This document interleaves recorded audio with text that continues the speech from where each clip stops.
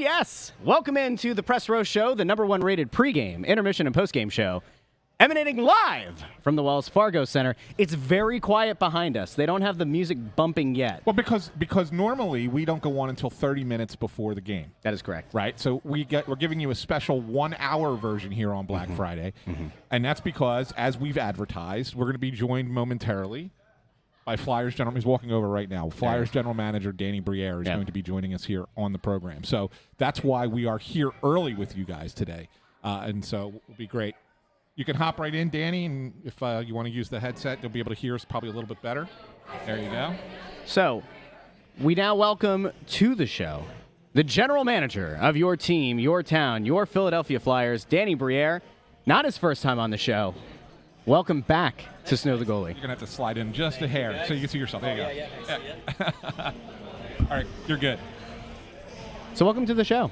Yeah. Thank you, guys. Thanks for coming on. Appreciate it. Appreciate you stopping by. Thanks for having me. Yeah, we got a lot of people who are already in here, ready, excited to talk to you and everything. So let's get started right off the top. I mean, here you are. You're 20 games into the season, and I'll be honest with you, I can't believe it's 20 games already. I know it feels like it was flying. Opening day was yesterday, right? I agree. I feel the same way. Yeah, but either way, you're going to come out, regardless of the outcome of today's game. You're going to come out of this on the plus side of 500 points percentage-wise.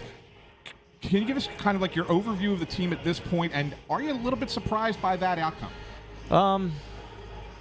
Maybe a little bit. You know, I expected our team to be competitive. I expected our team to play hard every night. We saw that last year. We saw the turnaround, the start of that turnaround last year with Torts, the way he pushes the guys and the way they responded to him. So I expected us to be very competitive. If we had won that game in Long Island, that would have been in the. It's amazing, just one more loss would where you feel you fall off of the playoff picture. Yeah. I'd feel a lot better about it if we had won the last game, but we're still there. And we're competitive. That's probably. I'm so proud of the players, the way they've again responded and battled through when nobody gave us a chance to even be in this picture after 20 games. Well, that's the thing. Like, I mean, there was, and I'll be honest, I was one of the people who looked at it and said, yeah, this is not going to be a playoff year for the Flyers. So we were all that way. And to find you guys, you find yourselves in a spot where it's like, wow, we're actually in this thing a little bit. Does it change your mindset at all as you go forward here between now and beginning of March, or is there just still way too much time to go to make any kind of comment on that yet? Yeah, I don't want to let myself go there yet. It's still the same approach. But I'll be honest. I mean, it's been refreshing to see some of the guys take a step. Some of the guys that were here took another step.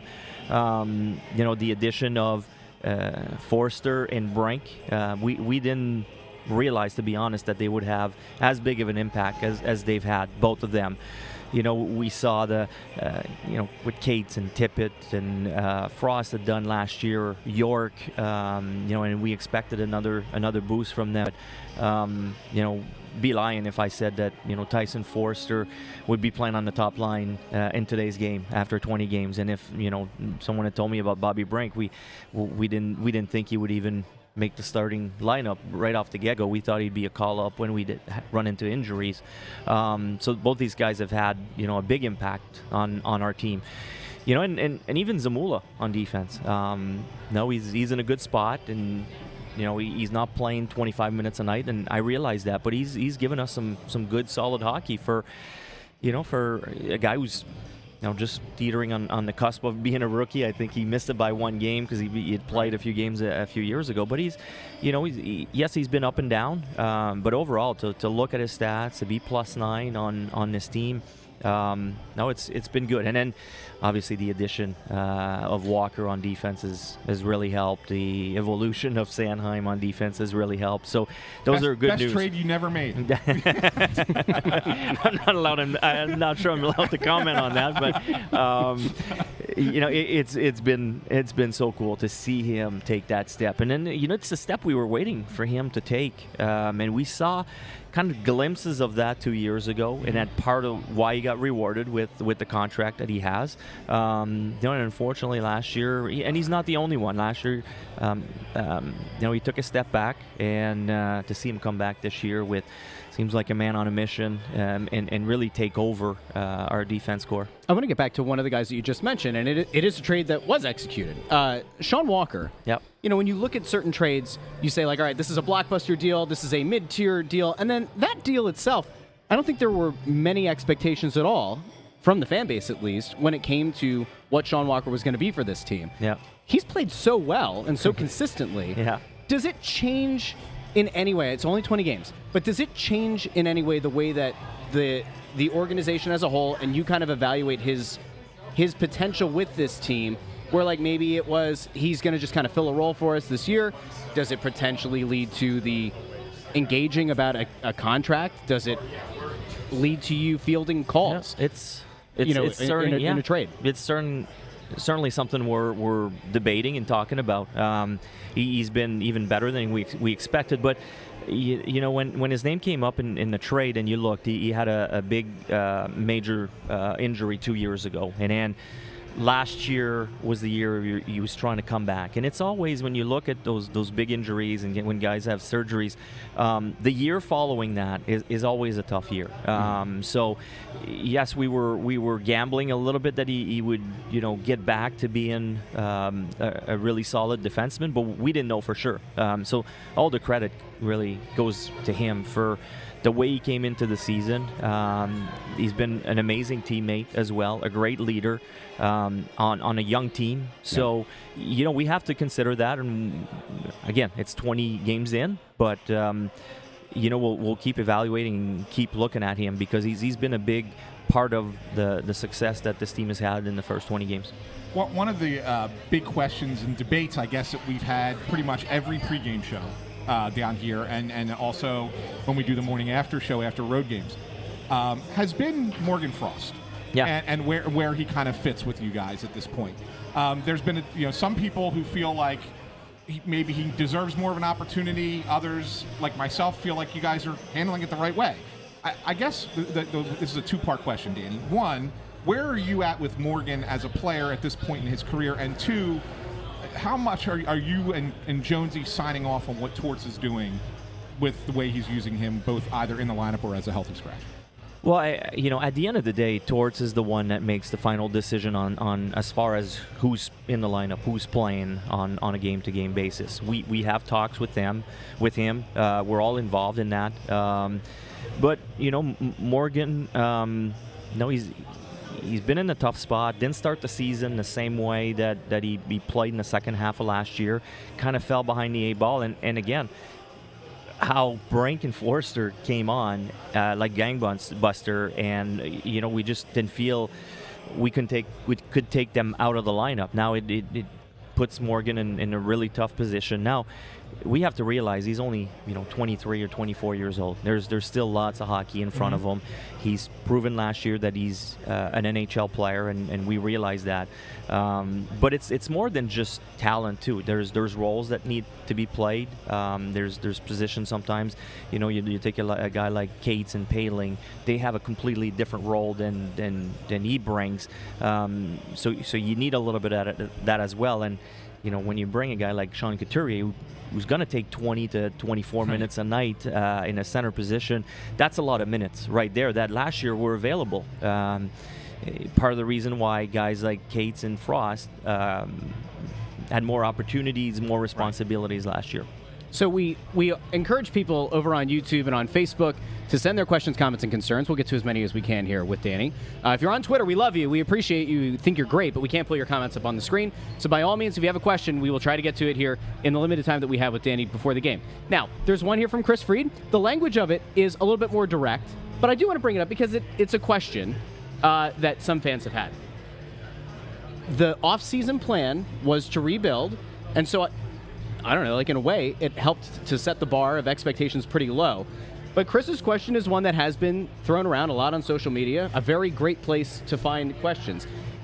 And it's a question that I think a lot of executives kind of have to face. Is the goal here to continue to rebuild for a long-term growth and sustainability of a contending team, or, as he puts, get intoxicated by the idea of, hey, we like where this team is heading. Yeah. Do you start looking at, maybe we acquire a player more so than look to send one out? as we look to, remain in the playoff, contention? Yeah, it's a fair question. After 20 games, we've put ourselves in a chance to make the playoffs, but it's not. Again, we're on the outside this morning as we're talking. I'd be surprised that we'd acquire a player to make a push. To be honest, I don't think we're quite there yet. I certainly am not ready to give up assets for it. But at the same time, you have to respect what the players are doing, and it's my duty also to evaluate what this team is going to be come playoff time and what we can be 2, 3, 4, 5 years down the road. And I not just me, but the staff, we have to evaluate. So I don't think we're at the play or the part that we're going to give up assets is what I can tell you at this point. I wanted to ask you about Forester because you talked about him a little bit. And obviously, here's a guy who, struggled to score, but has been probably playing a game that, if you're just watching on TV or whatever, you don't really see how well he's played. Yeah. Can you just talk about where he's at as far as that part of his game, yeah, and how that is probably the part that surprised you guys more than anything else? Yeah. So he came in and he was known as a goal scorer, as a shooter per se, but it's everything else that he's done. The way he uses a stick, the way he forechecks.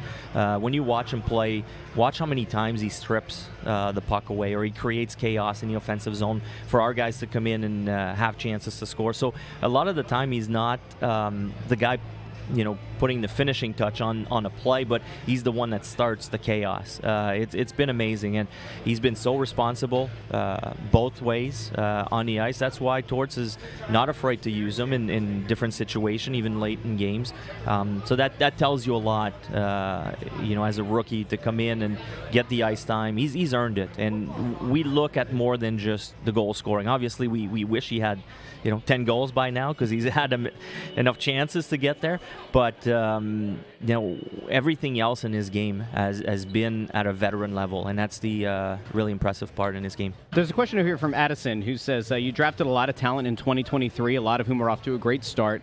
How much do you check up on these guys, and has there been a shift to draft more skill? Yes, we want. We talked about bringing more skills to our lineup. That was one of the things the last few years that we felt we were lacking a little bit. We're a little behind. Adding Forester and Brink adds a lot of that. But yeah, definitely in the draft, we focused a little bit more on skill work. It's something that was important to us. Are we? Moving forward, gonna look into that for sure. But there's other parts that you're gonna need. Character is still important. Hockey sense is important. Size is important. So it's finding the right mix depending on what you need.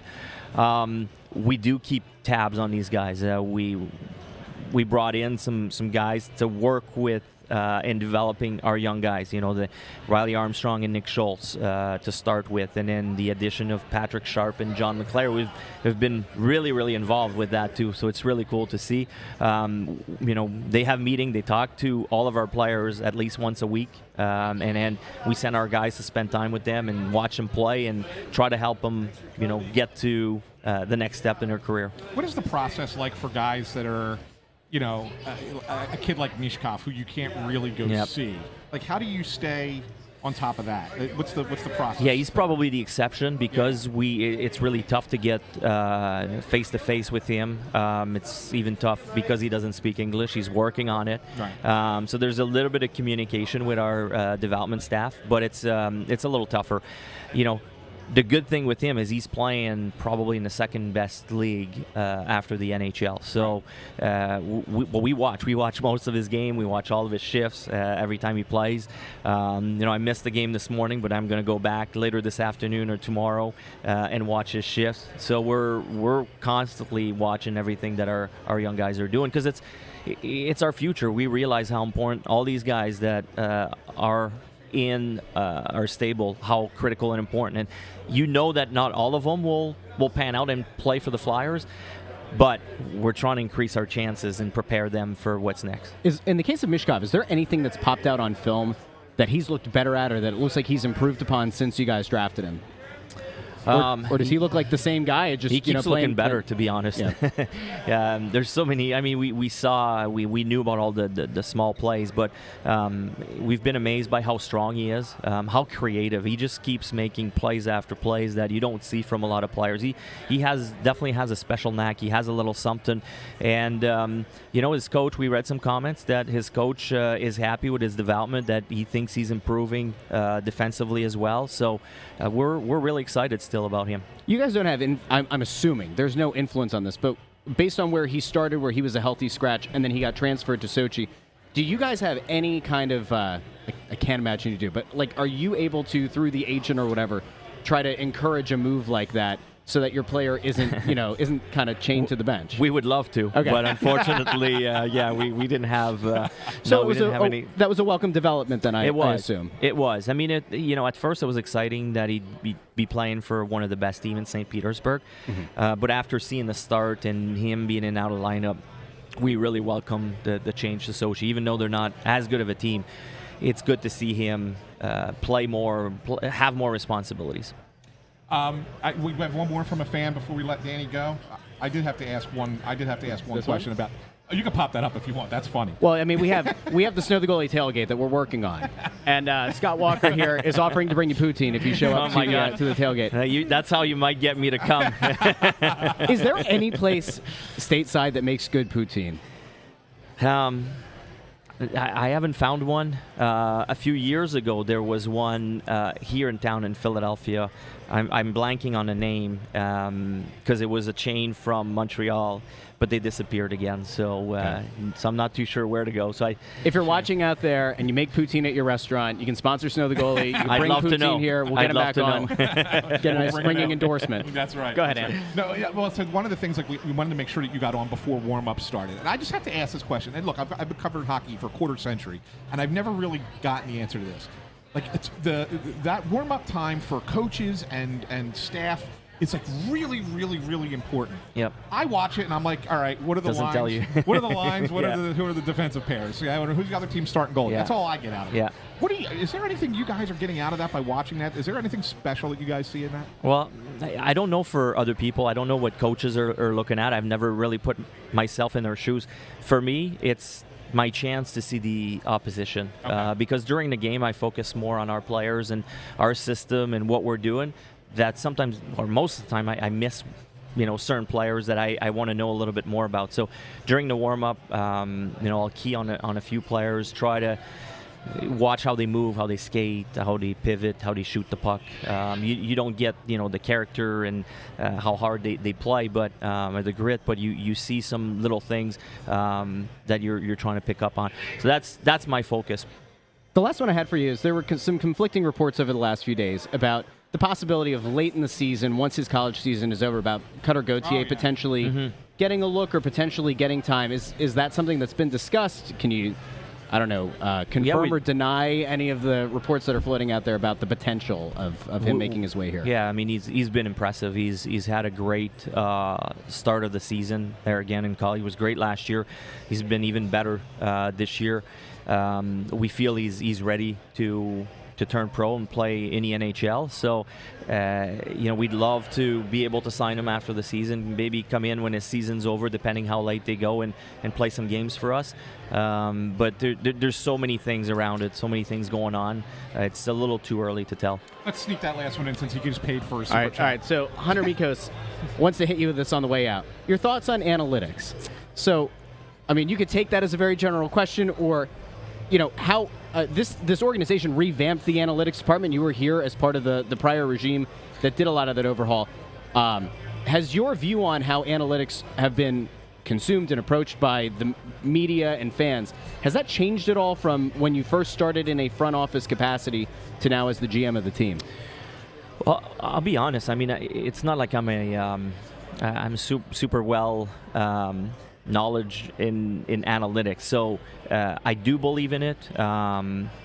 It was out there a few months ago, the work that we did with Travis Konechny on that, and was able to help him with his game. So I'm a big believer, but we have our people there to really help us guide. Even some of the trades they were involved with in the off season that we've made. They bring us great information. It's definitely more than just a tool. It's something that we rely on for help. It's not everything, just like anything else. There's nothing that's perfect, but it's a big tool that has helped us, I think, grow this organization in the last few months via trades or the way our players have been playing, and we're open to learning more and maybe become more and more creative in trying to help the players, the staff, and the coaches. You did say open. Last thing here. Oh yeah. There was also a report out there about you being, quote, open for business. That was Drager. So, you saw Drager, right? Yeah. So is that a pretty fair assessment? I mean, it is. It's been exciting the way we've played. Other teams are seeing our guys. They see how they're playing, so it's been exciting that way. A lot of calls are coming. They want to know more about certain players. Unless something blows us out of the water at this point, it's probably not going to happen right away. But we're certainly having talks, and I'll keep repeating. It's my duty to think and do the right thing for the future of this organization. Great, Danny, awesome. Thank you very much. We'll check in with you again about the halfway point. Sounds good. We can do like a quarterly report. I like with the that. General manager. All right, I like that. Sounds good. Thanks guys. Thanks for having me. Big thank you to Danny Briere for hopping on the show. Of course, the Press Row Show, the #1 pregame, intermission, and postgame show, emanating live from the Wells Fargo Center every home game. If you're in the arena right now, like a lot of people were, taking pictures and trying to get a sight to lay eyes on Danny Briere up here, you can take the elevator at section 121. You come all the way up to the Snow the Goalie Sportsbook, where we do this show pregame, intermission, postgame. Bundy, of course, will be here for the intermissions as per usual, and also for postgame. And then, of course, Anthony will go down into the bowels of the Wells Fargo Center postgame to either get an exclusive interview with the player or the Torts press conference. So a big thank you to everybody who's here. We've got a nice solid number here this afternoon, for a Black Friday game. Anthony, I think it's fitting that we are sitting here. We just had the general manager of the team on. And I want to take you back to 2018. I think it was 2018, correct? You and I were sitting over there. And those of you who can see, that's Press Row, hence the name The Press Row Show. In 2018, there were a lot of rumors circulating about who was going to be the first to go, Ron Hextall or Dave Hextall. And a lot of people were under the impression that, well, Hextall is going to fire the coach because that's how you buy yourself some more time as an executive, yada, yada, yada. And yet, we sat in Press Row, and you kind of danced around it, and I put you in an uncomfortable position. Yeah. And you noted that perhaps the general manager at the time, Ron Hextall, was in more trouble than the coach was at that time. That ultimately proved to be correct. That report came out on the Press Row Show on a Black Friday. We're 5 years later. It was all right? Black Friday, first intermission, I can still remember. Telling you during that first period, because I went and had a conversation with someone during the first period, and I came back and said that to you, and you put me on the spot during the first intermission, and I was like, I did. Russ! Yes. Yes. So I want everybody to go back, okay? And if you're in the comments section on YouTube and Facebook, I want you to drop in the comments. I want you to go back 5 years. I know it was a painful time, okay? But let's relive the trauma together, okay? So 2018, the coach is Dave Hextall. The GM is Ron Hextall. We're at a critical mass, I think, with that regime of they had drafted a lot of young guys. They had sold a lot of those young guys as being the future of the team, as being top-end defensive talent, top-end forwards. It wasn't really panning out. There were a lot of holes on the team. It kind of felt like the GM at the time was trying to kick the can down the road, try to buy some more time. The coach wasn't finding a lot of success in his first NHL head coaching role. We're 5 years later. It seems like there's more hope and more optimism for this team than at any point in the Hextall regime, and I'd argue during the Fletcher regime as well. How big of a shift have you viewed this as over the past 5 years? And in the comments, let us know how much better or worse you feel now about the direction of the team than you did 5 years ago. You got to feel better, I think, right? I mean, you automatically have to feel better about the way things are going with this team because there's finally a direction. Like, I think prior to this season, they were a little directionless. You didn't know where they were going. I mean, even as much as a season ago, back in the less than a year ago, was the dueling press conferences, yes. right, where the coach said one thing and the general manager said something completely different. And, and so, like, this is the first time you've actually been in the season where you said, okay, we know where this is going. Yep. Last year after Fletcher was fired and Danny was the interim GM and whatever, and then we heard about Dave Scott retiring and that, you kind of thought, well, maybe there's a chance they're going in the right direction, but we don't know. Yep. It wasn't until you actually got into this season that I think people started to believe it. Yeah. They saw the moves that Danny made in the offseason and, heard all the good things that he and Jonesy said on their, their press tours and everything else. Yep. And then you get to watch the Flyers through 19 games and you sit there and go, you know what? They're not BSing us. They're telling the truth. Yeah. They're being honest with us, and that's great. And so this is the first time in those 5 years that I have felt, and I think everybody has to agree, that there is at least a direction that the Flyers are heading, and it's a positive one. Yeah. I think that's fair. I do want to know from the fine folks below, and I think intern Andrew is currently pulling some of those up.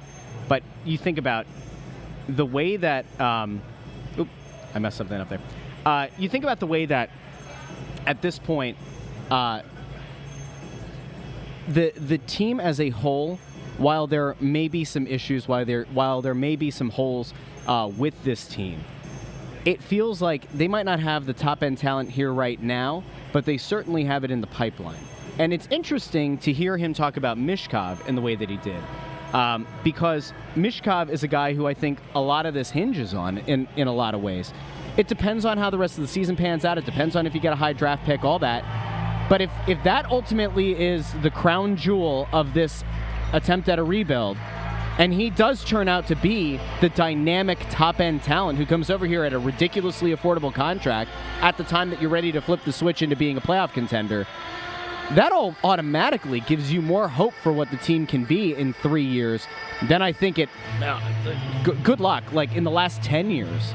Right? I mean, when's the last time that realistically this team had a top-end talent that was young that you look forward to the future? It probably was like a Giroux, right? Like when he was early on. Yeah, and I think that even Giroux, probably at the very beginning, they didn't think he was going to be as good as he turned out to be honest with you. I mean, they probably thought he was a little bit less than that. But I want to keep addressing, because I see a lot of people are commenting negatively about what I just said. And it surprises me a little bit, but I want to clarify, because I think that people are misunderstanding what I'm saying. I'm not sitting here telling you that the Flyers this season are suddenly a great team and they're suddenly a playoff caliber team and look, we're back in the playoffs and you should be happy about that. That's not what I'm saying at all. As a matter of fact, I'm sticking to my guns and telling you this team is not going to be in the playoffs. They're not going to make it. They're going to be in the lottery and they're going to get another top pick next year, top 10 to 12 pick next year. It's when it's going to be. But that doesn't necessarily mean that you're not seeing the building blocks of what is to become a good team going forward. And so that's when I say that they're headed in the right direction. That's what I'm saying to you. They're not that, oh my God, they're suddenly a playoff team. Yeah, they're surprising. Playoffs. They're surprising that they're 10-9-1 or 10-8-1, whatever the record is right now. Yeah. Probably 10-9-1 after today, because I think the Rangers are going to win. But yes, the record's slightly surprising. But I think if you go back to an episode a few weeks ago when you said to me, where are the Flyers going to be after 20 games? I said, they'll be right around 500. I think that's what they're going to be, right around 500. That doesn't make them a playoff team. Yeah. It's just okay for now, but they're going to drop off. Things will change in the second half of the season, but that doesn't mean you aren't finding out a lot about certain players that you have on this team, and they can be part of what is eventually going to be a playoff team 3 years from now. Yeah. I want to take people to something really quickly here because it's important and because it is that time. It is the reason for the season, all that nonsense.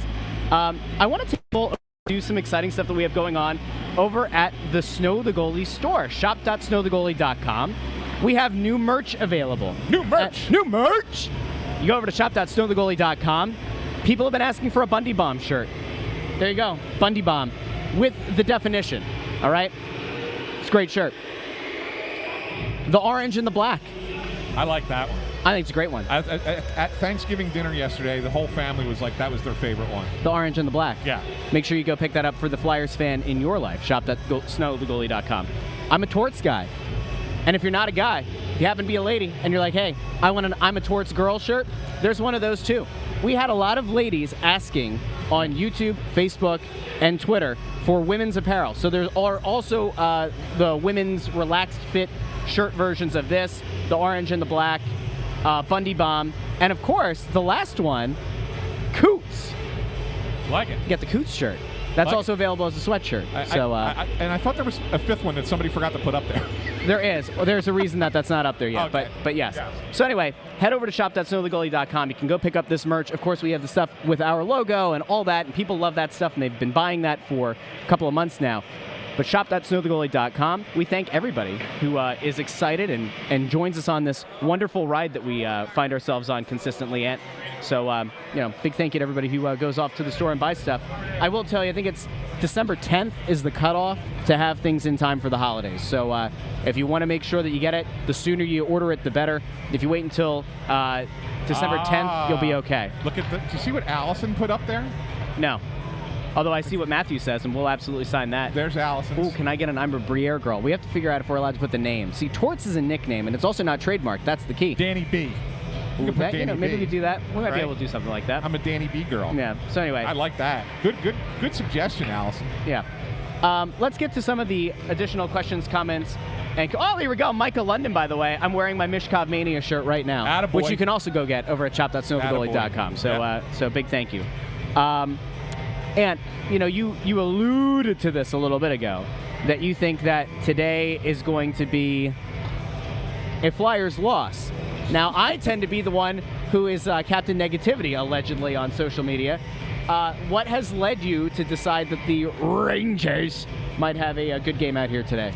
So the Flyers are in the middle of 3 and 4, and they didn't. They ended up not practicing yesterday. Torts actually gave them off. They were originally scheduled to practice yesterday.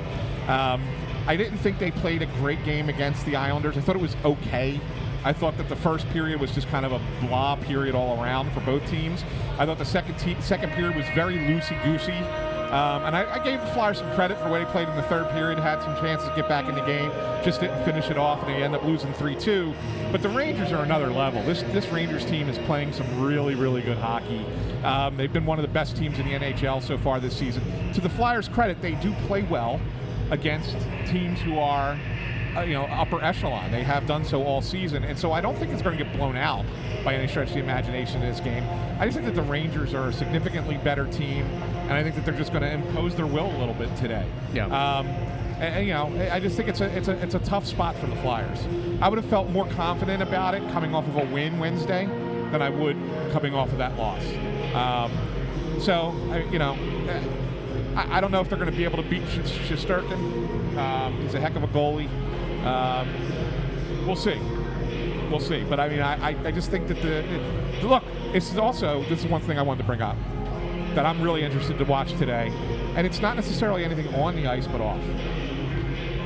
This is the first game in this building since that March game on national television that most people locally couldn't see because of the screw-ups by the networks. Yeah. That had more than half the crowd New York Rangers fans. Yes. I want to see what the crowd is like today because I have a feeling it's not going to be nearly as loaded with. There's going to be plenty of Rangers fans. There are many Rangers fans here, but it's not going to be the same as I think in March. Yeah, because that was like 75% Rangers fans. That was like it was being at Madison disgusting. Square Garden. Except like the fans were actually kind of loud, which they're not at Madison Square Garden. So I'm kind of torn on this one today because as we know, I've been the worst at picking the games this year. Yeah, I'm not going to hide that. I'm not going to try to twist. Intern Andrews picked 3 games, and he's within 4 points of you already. Well, he also, by the way, 19. Intern Andrew picked the Flyers to win today, I believe, 3-2. Did he? Is that correct? He took the Flyers to win 3-2. What was your prediction again? I'm going to go 4-2 Rangers. I'm waiting on Bundy's prediction. Of course, did you text him to ask I did. We're gonna take Bundy to task about this in the first intermission, second intermission, and of course postgame as well. Because as we mentioned earlier, this is the #1 rated pregame, intermission, and postgame show, emanating live from the Wells Fargo Center, the Press Row Show. If you're in the building right now, head over to the elevator at section 121. Come all the way up to the balcony. Come to the Snow the Goalie Sportsbook where we are having a great old time. All right? Yes. Let's get to some. Let's get to, Sportsbook. well, we have to call it something. I got sick of calling it the unnamed sportsbook because they don't sponsor us, so we don't say the name. Snow the Goalie Sportsbook. Nobody's told me to stop saying it yet, so we're just gonna keep saying it. I know, and Joe was up here earlier. He That's true. Stopped by to say hi. That's say true. A word, so that was good. Yep. Yo, we just got an order, by the way, right there on the Snow the Goalie store. So Matt just saw that. Thank you, Matt. Well done out there. All right, so let's get to. I have to mention this. I saw a Nick Deslauriers jersey as I was coming in. I think Nick Deslauriers may be one of the most interesting people to come through this team in quite a while, in that move was so widely hated, and yet there are people who I think it's not gotten to like an ironic level of appreciation for the guy, but like he's played hard. He's been part of that really solid fourth line that some people freak out about still existing, and he stood up for a lot of the young guys on the team when they've taken a couple of cheap hits. So what? No, and I want to put that up because Rob Greeley's asking. Morgan Frost is out again today. Just so you guys know. Morgan Frost is out. Yeah. He's in the Chateau Bow Wow. Chateau Bow Wow. By the way, there's a design. It's got like the Barbie font. For and it's Chateau Bow Wow. I like it. It's not in the store yet, but it will be. So if you're into that. That's good. That's a good Chateau Bundy Bow Wow. line. Chateau Bow Wow. But no, That's brutal. to talk about Deslauriers, it ends up, I was not a fan of the contract because I didn't like the term of it, right? And I didn't like the idea of the player last season. But Nick Deslauriers is the right kind of player for what they're doing now. He plays the kind of game on a fourth line that you need to play, that shows younger players how to compete and be hard on the ice at all times. To always be going at that level. Yeah. And he's a guy that players tend to follow. Yeah. He's a leadership type. He's a leader without a letter. And I think that so while at the time I thought that the signing of Nick Deslauriers was stupid, it turns out that it's actually been beneficial, but for different reasons than what they originally brought him in here for. It's a ridiculous contract, and the no movement part of it is absolutely insane, and it's no surprise that the guy who gave the contract that isn't here anymore. However, had he been signed to a more reasonable deal, I don't think it even would have been panned as badly as it was last year. As things stand, as I mentioned, there have been a few times where a younger guy on this team, one of the building blocks for the future, has taken, I would say, a dirty hit from time to time, and Deslauriers has jumped right in. What? Leave that comment up.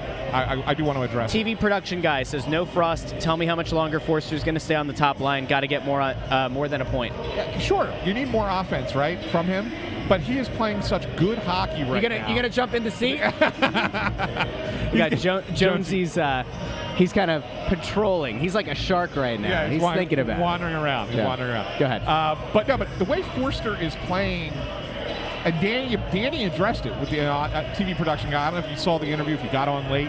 But I asked him about Forster, and he talked about everything he's doing away from the puck. And he said, of course, we would wish he would have had 10 goals by this point. Of course they do. There's no question he needs to score more.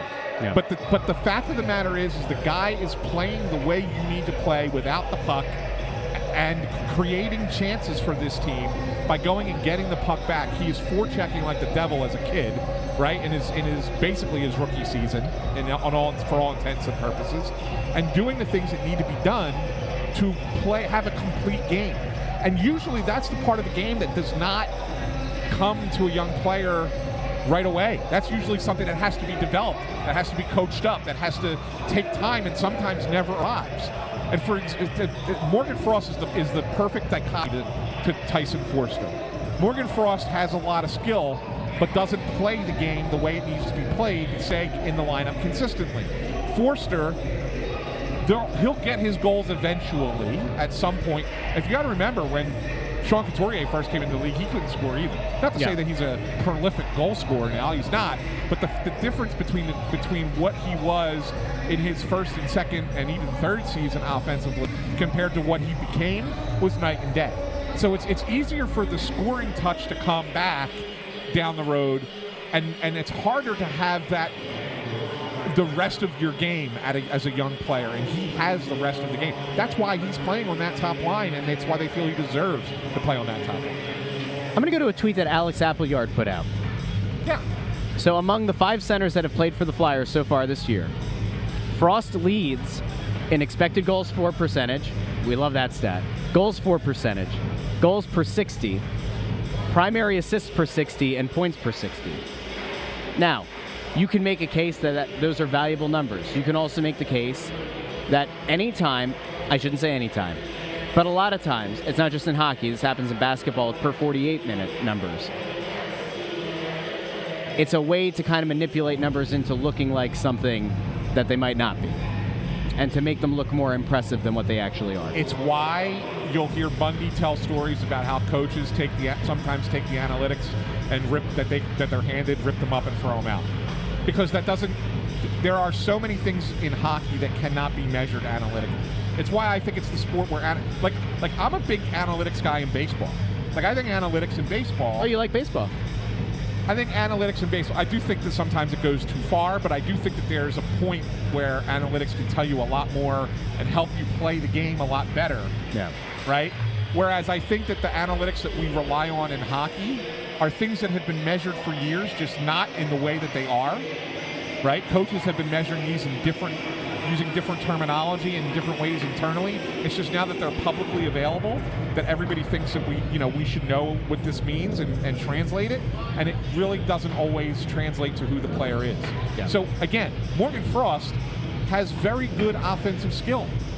What he does well is going to translate into the analytics numbers that these guys are falling in love with. But what he does not do well is what is needed to play the game a complete game. And you can't have a guy in your lineup. Would you rather have the guy in your lineup who's able to create chances, but is absolutely terrible in his own end, is afraid of physical contact, and doesn't want to do the things that you have to do to go get the puck back when you don't have it? Or do you want the guy who's going to go and do all those other things and hope his offensive game grows? I'll take the second guy every day. Every day. I'll take the second guy. Yes. Only days that end in Y. Every day. All right. We had a question here that came up that was interesting. Who is Mike Mal? Asks, is Forster Tippett 2.0, and it's going to be a couple of years before he's anything worthwhile? I don't think that that's necessarily a fair assessment of what Forster is. Is he finding the back of the net with regularity? Absolutely not. Have there been times where we could have justified him being the forward to come out of the lineup? Absolutely. At the same time, does he give you something that not a lot of guys on the roster give you? Yes. Is he somebody that they think they're going to build around for the next decade or so? Yes. So is it worth allowing him to get his feet under him in the NHL and play consistently? Probably. I think Tyson Forester has a higher upside as an NHL player than Owen Tippett. Okay. I do. I think that he's obviously Tip's a little bit of a he's obviously a faster skater. There's not a question that he's a better skater than Forster. Yeah. And I don't think that will ever change. But I do think Forster does a lot of things better than Tippett does. And I think ultimately, once he gets a real sense of playing in this league, he will score at the same level, if not even a little bit more than Owen Tippett will. So he'll be a better all-around player in my mind. Okay. That's fair. Hey, let's take a moment here to just be thankful. #thankful. I know yesterday was Thanksgiving. Yeah. Bundy and I talked to the people on Tuesday, right? And we said that we were thankful for all the wonderful listeners and viewers of the show that we have over on YouTube and on Facebook and on Twitter. And we expressed what we were thankful for. What were you thankful for yesterday? Do you guys, let me ask you, do you guys go around the table No. and do the, what are you thankful for? No. Okay, so what are you thankful for? We had to do 2 different Thanksgivings yesterday. I had to go to Maria's sister's house for dinner and went back to my parents for dessert. Okay. Yeah, Maria did the whole would you be my bridesmaid thing? I saw that on the Facebook. Yeah, that's very sweet. Yeah, she did all that. So there was no. I didn't get my groomsman gift yet. What the? Just kidding. Go ahead. Continue. We haven't given. None of the groomsmen have gotten their gift because they didn't come in time for Thanksgiving. So, that's so sad. So some of them started to arrive this morning, but not every one of them is there yet. That's sad. Intern Andrew, the best man. Those odds are available at Snow the Goalie Sportsbook at plus 2,000 odds.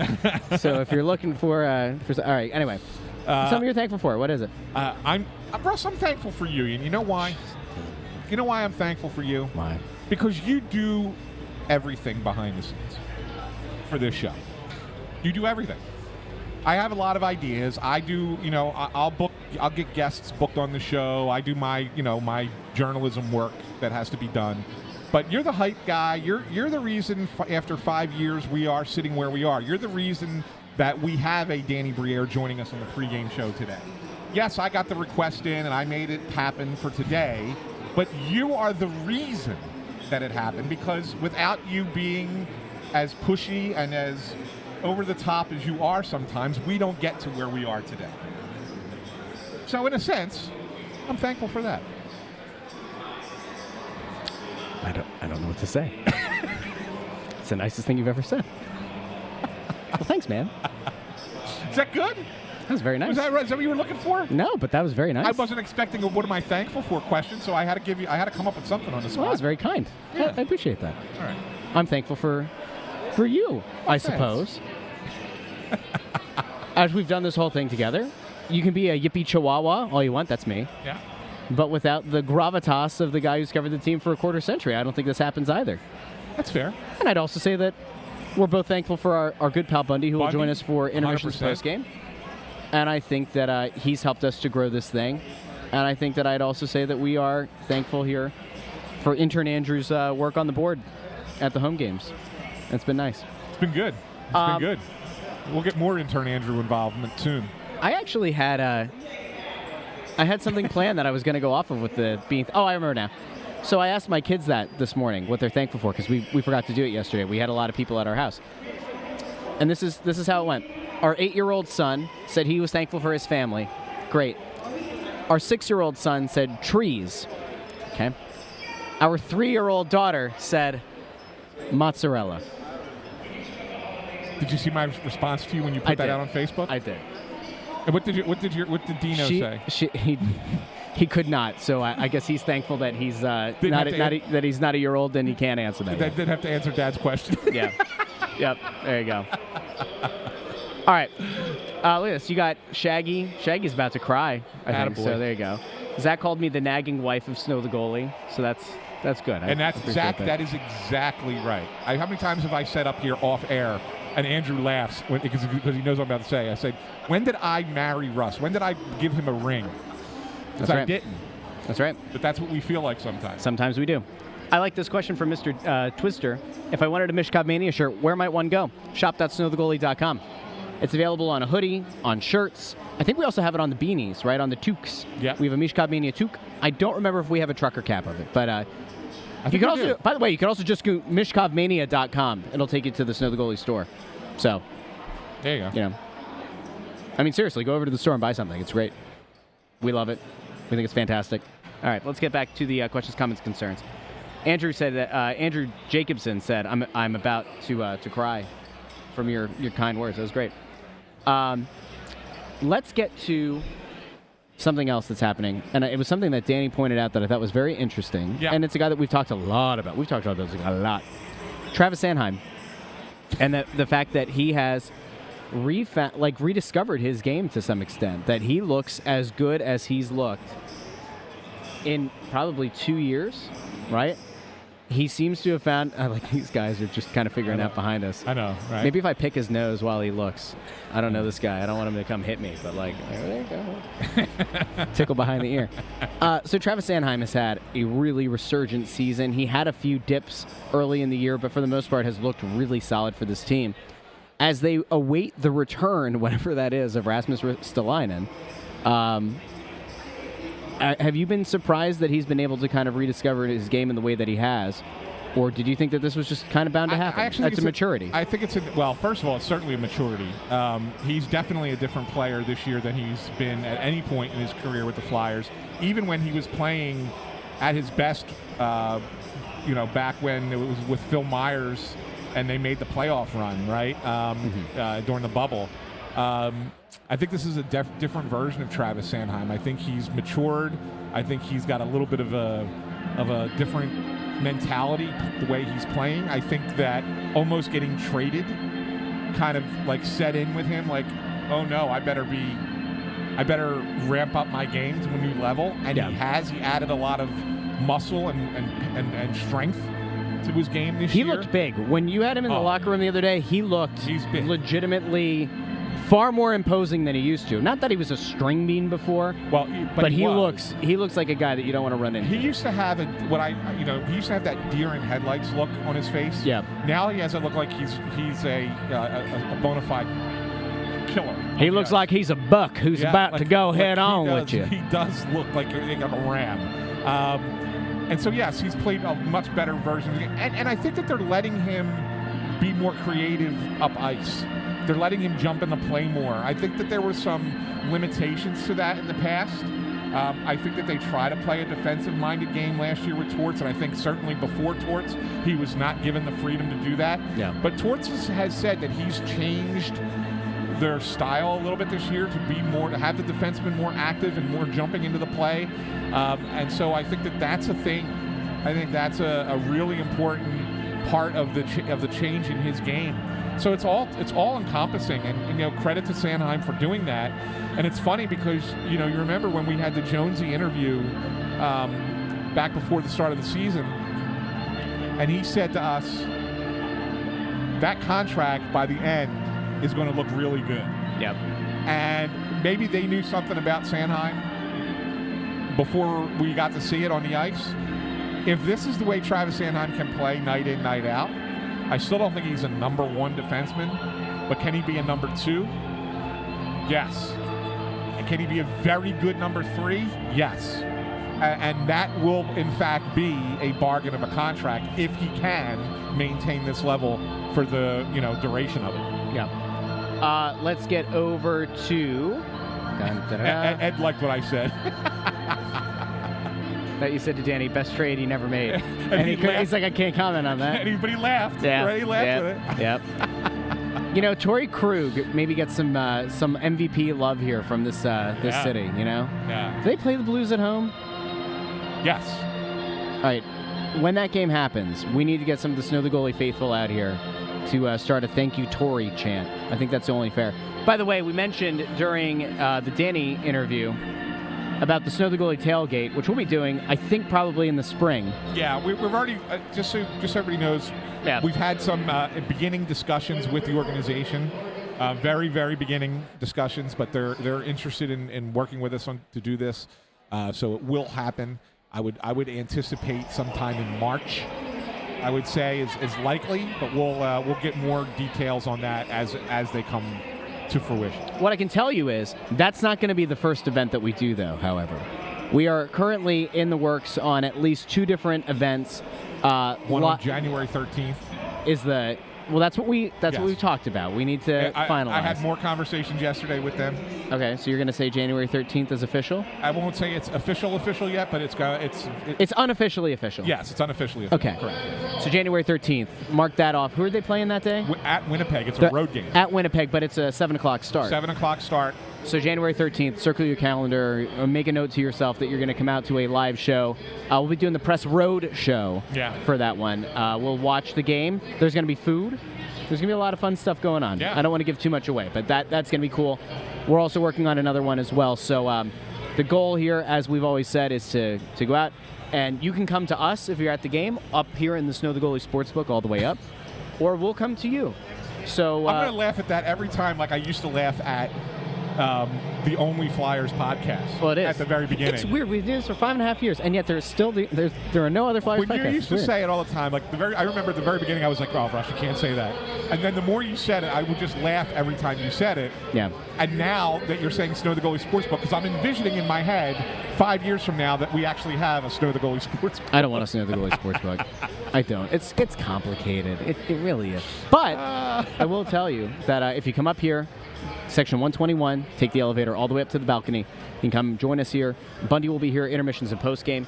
But like I mentioned, I actually did this in the Twitter community. If you're not following the Snow the Goalie Twitter community, you can request to join it. There was a forum that we had, and it's also on Facebook as well, to get an idea from people of where they're located at and where they'd like to see us go, including if they had ideas for different restaurants, bars, etc., for us to do some live events at. So I can tell you that it'll probably start in the new year. I can't imagine we're going to throw something together for December. Who knows? If somebody comes to us and it makes sense, we will. But I think we'll shoot to do monthly, I think, in the new year. How about Cryptic Cowboy suggesting that we have Snow the Goalie, the movie? I don't even know what. I don't know what that is. So That's good Bob stuff. Wright though is totally right. His name's not Bob Wrong. It's Bob Wright. I don't know of any other Flyers podcast, but Snow the Goalie. That's right. That's good. Manifesting reality, by the way. There you go. All right, so if we did a movie, who would play me and who would play you? I know who'd play me. That's a good question. That's a really good question. Is it? Yeah, I'd have to think about that. I would say, you know who I think could play me? Who's that? I think we could get. How about Mark Ruffalo? Mark Ruffalo ain't playing you. What the heck? What? Well, Nate Bargatze looks like you. Yeah. But I don't know if he would play you. He'd have to. It's more than just looking like someone. No, it's not. It's being able to act the part, act the character. Okay. So it's somewhat, you got to have a resemblance. Yeah. Right? Okay, fine. But I don't know. I'm honestly kind of flabbergasted by the fact, like, this is 100%. Nate Bargatze has to play me. There's no doubt. You guys look alike. Unless they're going to get Zelensky out of Ukraine to play me, I think that's probably the best option. But you think Mark Ruffalo for you? I'm not so sure. I think he's a better actor than Jeff Garland. Okay. Danny DeVito would play Russ, and John Goodman would play Ant. Will Ferrell would play Bundy. That one's true. Will Ferrell to be Bundy is I great. could 100% see that. Can I get Tommy DeVito to play me instead of Danny Allison DeVito? suggesting that you Elijah Wood. The Ring. God help us. This is really. I love when we devolve into this. This is my favorite part of the show. Cavalcante plays me, says K-Dub. Yes. I'm not so sure. Jake Gyllenhaal, I think I just saw. Did I see Jake Gyllenhaal for Russ? Says Matthew Bennick. That's something. Okay. How about Jeff Goldblum for you? He's a little old. He's a little old. Jeff Goldblum. Uh-huh. I'm trying to go someone that's my generation. Okay. That's why I went with what I went with. Okay. The guy from Malcolm in the Middle for me. All right, anyway, let's get back to hockey. We have 5.5 minutes until they drop the puck. Well, until Lauren Hart starts the national anthem. Yeah. You think that the Flyers are going to lose this one. Intern Andrew thinks the Flyers are going to win this one. Bundy hasn't responded yet, which is very upsetting because we need to put the predictions out. I think I'm ready to levy. I just want to check something really quick. So the Flyers lost the other night. Let's look at the Rangers' last few games before I render a prediction here, because that's critical. Coming into this game, the New York Rangers are coming off a 1-0 win against the Penguins. They had previously lost 6-3 to the Stars. Before that, they won 5-3 against the Devils, 4-3 against the Blue Jackets, 4-1 against the Wild, 5-3 against the Red Wings. Now I see why you think the Rangers are going to win. However, every team needs a comeback. Don't call it a comeback yet. Are you being inspired by the music But behind John you? Tortorella is going to have these men ready to play. They swore off the turkey. They didn't have a mashed potato sandwich this morning. They are ready. They are ready to defend their home ice. The Rangers are going to win 4-2. You took the same score as me. The Rangers are going to win 5-2. I love it. 5-2. No, 5-3. 5-3. Rangers 5-3. Okay. High-scoring game for this. Let us know in the comments below what you think the score of this one's going to be. Of course, as we mentioned earlier, I've said this too many times already, but you join us over on YouTube, youtube.com/snowthegoalie. Or if you pull it up on your TV, you have the YouTube app. You can just type in Snow the Goalie or ask your smart remote to do that. You can ask Alexa or Siri or Google to play the latest episode of Snow the Goalie, the Flyers podcast. And it'll play it through your home on your smart speaker or on your phone or your tablet or whatever. Intern Andrew, bring up these predictions as they come through. A lot of people leaning Rangers. ECW and WWF says Rangers are going to win in a blowout, sending the home team or the home fans home happy. I guess he thinks that everybody who came to the game today wants to see the Flyers lose so that they can improve their lottery standing. I'm not entirely sure. As this is filling in, Ant, give the people an idea of what the breakdown is between Rangers fans and Flyers fans. I haven't turned around to look. Go ahead. Look. Turn around. Every now and then he looks for the fans. It's hard to tell because there's still a lot of empty seats at this juncture. They will fill in usually within the first period. But if I had to say right now, I'd say it's probably about 75-25 in favor of the Flyers. Every now and then they fall apart. No. I was looking for you to do karaoke. Bundy and I did karaoke the other night. And somebody somebody sent us a message, I think it was on Twitter, that said they were catching up on old episodes. Yeah. And listen to that, and they want a full version of the song. Yeah, the Ring of Fire. What you guys doing Bundy Ring and of I Fire? did, you and I could have just kept going. What, do Ring of Fire? Need you now tonight. Your turn. I don't have all the lyrics for Total Eclipse of the Heart. All right. We're going to work on it. If you tell me in advance, that's I'm from do your it. time. If you tell me in advance, that I'm is from do your. it. Is that or is that not from your generation? It's Bonnie Tyler, Total Eclipse of the Heart. What year did that come out? 80. Before I was born. And here I am. Or, here, I guess. At least Bundy will sing with me. That's, we're here for it. Anyway, it's going to be interesting to see how the crowd plays a role in this one. And like we mentioned, it certainly is trending far more in the Flyers' favor than the Rangers' favor. We'll see. This is going to be a tough test. If they walk out, and I am prepared to say this, if they walk out with a win, the Flyers, in this game, I'm not ready to go as far as they're going to be buyers down the line, but I do think that it is going to lead them to start considering how real some of these wins have been. That road trip was not a fluke, and their ability to come home and win some games was not a fluke. They didn't look great on the island the other night, but if they can pull this one out, it would be yet another impressive win against a quality opponent. Well, they have played the good teams in this league very, very well this year, which is why I think this is a close game. I went 4-2 Rangers because I think they get an empty netter. That's why I picked 5-3. Yeah, I think it's going to be 4-3 and then empty netter. I think there's an empty netter. But I do think that the Flyers are in this game. I think that they play well against the Rangers. I just think that they're going to struggle to score on Shesterkin. I think he's the best goalie in the league. Oh, yeah. And that's... They're just going to struggle. You take Shesterkin over Vasilevsky. I would at this point. Yeah. Maybe not before, but I think now I would. Now I would. Okay. Yeah. All right, Laura Hart's about to come out and do the national anthem. We want to thank everybody who joined us. If you're a first-time... Turn around. Go ahead. No, I want you to do the... I'm doing the turnaround part. You do the rest. I want you to do the chorus. But that's part of the chorus. No, but okay. We have to do the every now and then I fall apart. You ready? And then we're going to go to the outro. Ready? Turn around, bright eyes. Every now and then I fall apart. And I need you now tonight. And I need you more than ever. And if you only hold me tight, we'll be holding on forever. All right, we'll see you. First intermission. This went off the rails. And we're so grateful for all of you. We will talk to you in the first intermission.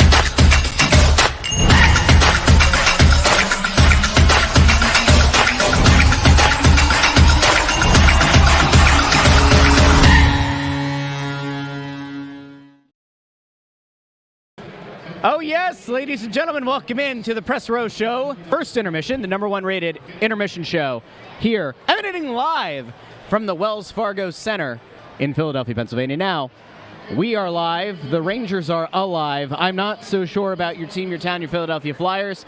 They fell behind quickly, 2-0 before I think some people even gotten back from the bathroom. Certainly before intern Andrew's family arrived at the arena, where they were stuck in traffic. 2-0.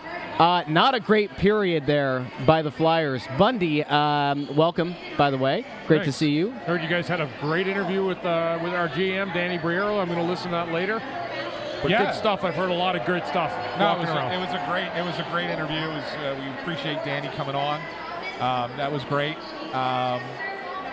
But Bundy, like, what are your thoughts here after one? Yeah. So the start again is we'll get Anthony back there. I think we lost him. No, you didn't lose me at all. I was faking it. I was in the middle of talking, and he goes, "So Bundy, what are your thoughts?" Well, because I was setting him up, and then you jumped in here. You weren't paying attention because you were letting your computer re-update itself. God, so, Bundy, your thoughts? I think, again, you can't start like that. That's not the way this team is formatted to win games. Yes. And they've got an incredible amount of work to do now to find two to tie it without giving up another goal. This team plays well with a lead. They play well when they have an early lead. This is not the formula that they wanted to see, nor did the fans here at the Wells Fargo Center this afternoon. They settled it a little bit, but they've got to be better. Anthony, I thought the power play again was dismal. It's taking them nowhere, but I will say this. At least they tried to shoot and get rebounds. It's amazing to me that they outshot the Rangers in that first period, Bundy. They've done this before, right? No, but I noticed it. And it's like, how'd they do that? Yeah, well, I'm really want to know how they did it today, because I really felt like the entire period was spent in their end. Yeah. I mean, I felt like they, like you said, they really struggled to get the puck out of their zone. There's times now, and I know, and listen, this goes back to the Islander game too, last game. There's times that the Islanders or Flyers couldn't touch the puck for a good 60 to 90 seconds. Yeah. That's so bad, and that's kind of like where your defense or your systems kind of rears its head. It's not because they're at the end of a shift. It's because they can't get a handle on the puck, stop it, and get it out with efficiency. And it's been more prevalent, I thought, the last couple games, certainly again in the first period here. Rangers were using a perimeter on the puck, throwing it back around the boards to hem the Flyers in, and the Flyers had nobody jumping pucks to get it stopped and make a play to get it out of the zone. And as a result, you're back on your heels, and the Rangers had exactly the kind of road start that you're looking for as a team coming in here on the road.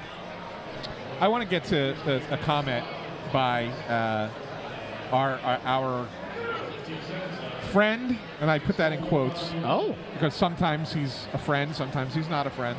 Sometimes a friend, sometimes a foe. Yeah, Evan, who saying fans aren't buying this. So fans aren't buying this. Thousands of comp tickets for all other games, and then Rangers fans all over today. I'm going to tell you that you're mistaken by this, Evan. And I can tell you this because they aren't comping tickets up here. These are tickets that are bought last minute, walk up, people coming into the building on their own accord buying seats. And this upper tier, this upper balcony level of the arena is packed with fans. Yes. Are some of them Rangers fans? Yes, they are. But they are packed with fans. And do they comp tickets during the season? Yes, not as many this year as they have in the past. Okay? Because there are more people coming back and watching the Flyers. Yeah. You may not want to believe it, but I'm telling you the truth, that there is more of the fans are interested in this team.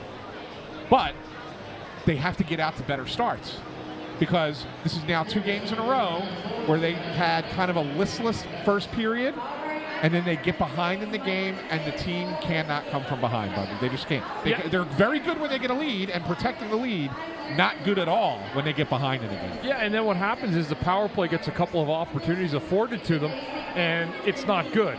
So then if they're feeling more of the woes that sink in the first. I always say you can't win the game in the first 2 minutes or 3 minutes, but man, you could put yourself in a real bad hole if you come out ill-prepared to play. And I think that's what we saw happen today. The Flyers, I can tell you this from having a ton of hockey games under my belt, nobody plans to come out and start like that. But if you're not matching the intensity of the other team, you're going to end up in trouble. You know what the Rangers had to do yesterday? Nothing. They had to come here and eat a dinner last night and go to bed. Yeah. You know what the Flyers did yesterday? They hosted families, other families, guys from out of town. There's a lot that goes in to the day before here for a home game. The Flyers were not ready to play with 20 minutes on the clock, and the New York Rangers were. And that's the difference so far. You know, and you and I talked pregame about what a solid season Travis Sanheim has put in, and we would be remiss if we didn't point out he had a great setup on the first goal. Second goal. Second goal. Sorry, second goal. I mean, not ideal. And the most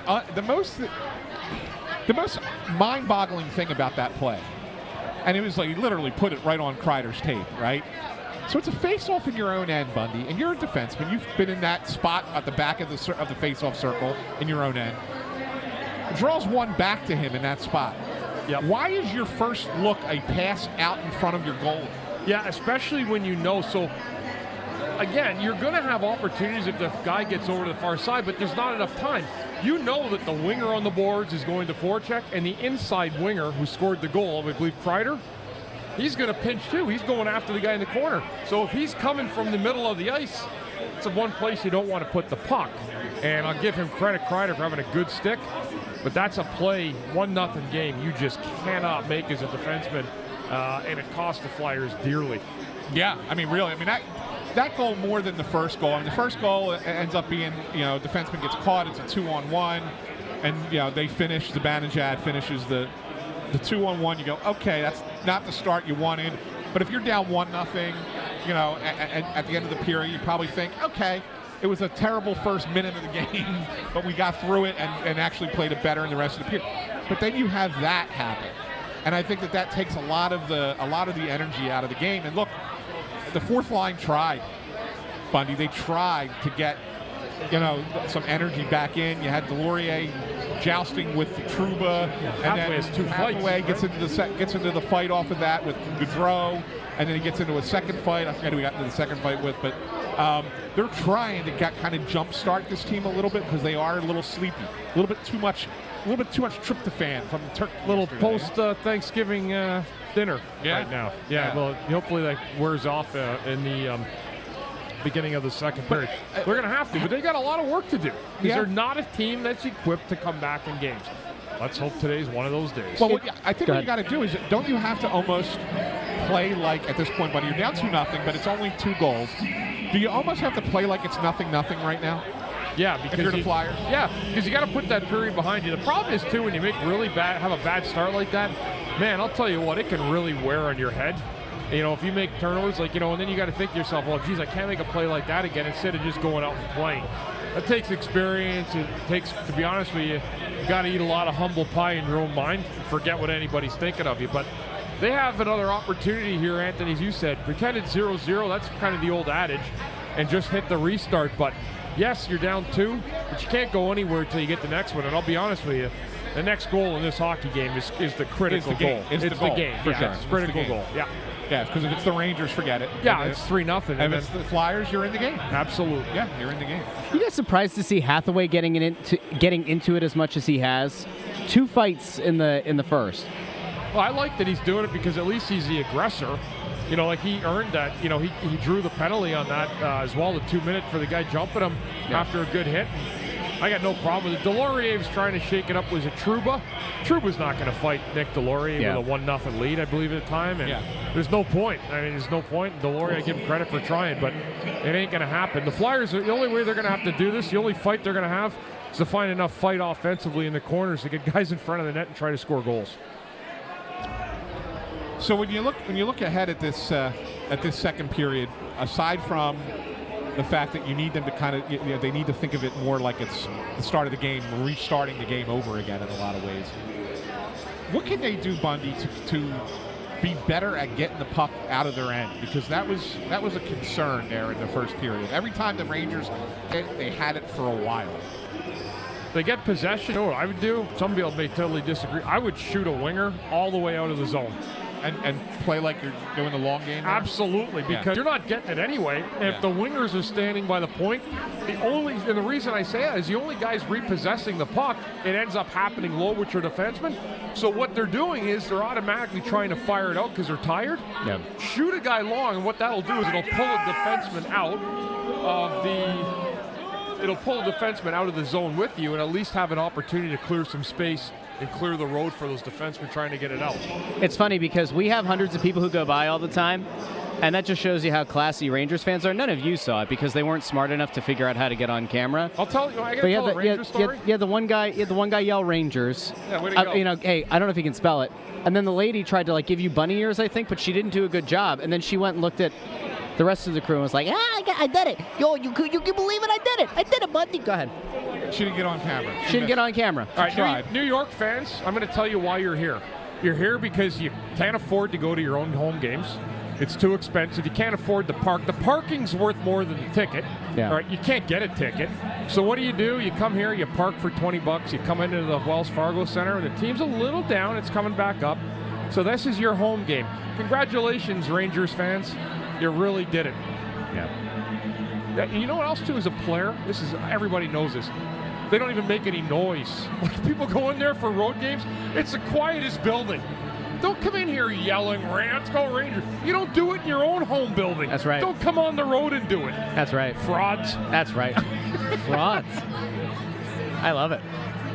They still do the Pot Van Sucks cheer. Whatever. They just get bored with themselves and they got to do that. Islander fans are 10 times better than Rangers fans. I agree. Wow. I do agree they with are. that. Yeah, Islander fans are way better than Ranger fans. And you know what's 100 times better than Rangers fans and Islanders fans? Going on over to shop.snowthegoalie.com, of course. We have new merch available, and you've been asking for it, and we have obliged. The Bundy Bomb shirt, with the definition of what exactly a Bundy Bomb is. You can go to every Christmas, Hanukkah, Kwanzaa party this holiday season with your Bundy Bomb shirt on. You can go with the orange and the black. Keep it simple. Keep it classy. I'm a Torts guy. We also have the I'm a Torts girl shirt and the Coots shirt. So if you're looking for some new Flyers merch, you've already bought everything in the pro shop. Is it me? Or you head on over to shop.snowthegoalie.com. Is it me or does the model wearing the orange and the black shirt look like Carter Hart? It is not Carter Hart. It's not him. We can confirm, not Carter Hart. But it looks like him. It does. Facially. It looks like when you first look. Yeah. I was like, looks like Carter Hart. Anyway, you head on over to shop.snowthegoalie.com. Go get your merch today. We've already, and it's funny because, sometimes you do those spots and you don't see a sale right away. We did 8 sales during pregame. It's awesome. So, big thank you to everybody who came out. Can you pull up Sean's comment? Sean's comment. Where's Sean Sean's? C. Sean C. Got it. There you go. And because there's this conversation that's going on amongst the fans in the chat, as this thing's going on. And Sean's spot on with this. Because we talked to Danny pregame about what Darren Drager reported. And he said, he's not going to be a buyer at the deadline based off the fact that they're playing a little bit better than maybe they even thought they would. That he's not giving up assets right now. Yep. And he said it on our show. So pregame. If you missed it, go back on YouTube and you can rewind. Rewind on pregame. Rewind when you talk to Danny for 25 minutes. And he said that. So don't expect them to get sucked into the fact that they got off to a good start. Because they're not. There used to be a guy here who would have gotten sucked into it, but not this guy. Danny is sticking to his guns that this is a rebuild. This is why I keep saying this is not a team that you're going to expect to be in the playoff race in March or April. This is a team that they're giving you some good play. They're being competitive. They're getting growth out of some players. And I'm going to get to something that Tort said the other night, and we're going to talk about it in a minute. But they're not fooled into believing that they're going to do something that they're not. And so the whole argument that, when are they getting skill? When are they getting skill? Well, those players aren't here yet. They've either drafted them and they're still not on the team, or they haven't drafted/acquired them yet. Yeah. That's what a rebuild is. You're in year 1 of a rebuild. Yeah. Just understand what that means, guys. And what it's been a breath of fresh air. That's what it is. Yeah. We haven't had we've never blown the expectations out of what it is. I feel the same as Danny. It's nice to see 5 wins in a row in November. Yeah. But that's not guaranteeing you any kind of win in a playoff series in April. And they have to be honest about that and understand it. Yeah, Fletcher would have said we're a Stanley Cup contender after 5 wins in a row. Yeah. Let's talk about, though, the other night, we didn't talk about this pregame, but I wanted to wait for Bundy to be here to bring it up. After the game the other night, Torts said at least twice, and I think he said it 3 times in the postgame press conference, there are 2 or 3 guys on this team who are heading in the wrong direction. We got to get them back going right. Now, no one followed up at that post-game press conference in New York to ask who those 2 to 3 guys might be, leaving us to speculate. So I want to throw it to you guys. Bundy, you can pop in if you first if you want, since Russ is doing other stuff. No, I was just pulling up something that we like to do as a running bit on the show. But go ahead. Expected goals, yes. Well, here, let me interrupt then. I just want everybody to know the 2-0 result you see right now through the first period does not matter. The Flyers are winning expected goals 1 to 0.51. Nothing else matters. Nothing else matters. There's the expected goals between 0 and 1 again. Yes. So, but Bundy, if you had to pick somebody out of for the 2 to 3 guys he's talking about, who do you got? We talked, so I don't want to look spirit of transparency here. Noah Cates from an everything level has dropped. Yeah. I know we mentioned Zamula, but for a guy that hasn't played a ton, I think that he's got a little bit of rope. I'm thinking it's maybe somebody a little bit richer. Now, you know what I'm going to go? The guy I love, Scotty Lawton. Yeah. Lawton didn't play the third period, or most of the third period. Almost 18 minutes of the third, the last 18. Yeah, only played 10 minutes in the game against the Islanders. I think that was one of the guys he's talking about. I do think Noah Cates is another guy he's talking about. And I thought Zamula only because if Risto is that close to being back in the lineup, who else could he possibly replace? Well, Belpidio's out today, but it's not him. He's a movable part, in and out, like we knew what he was.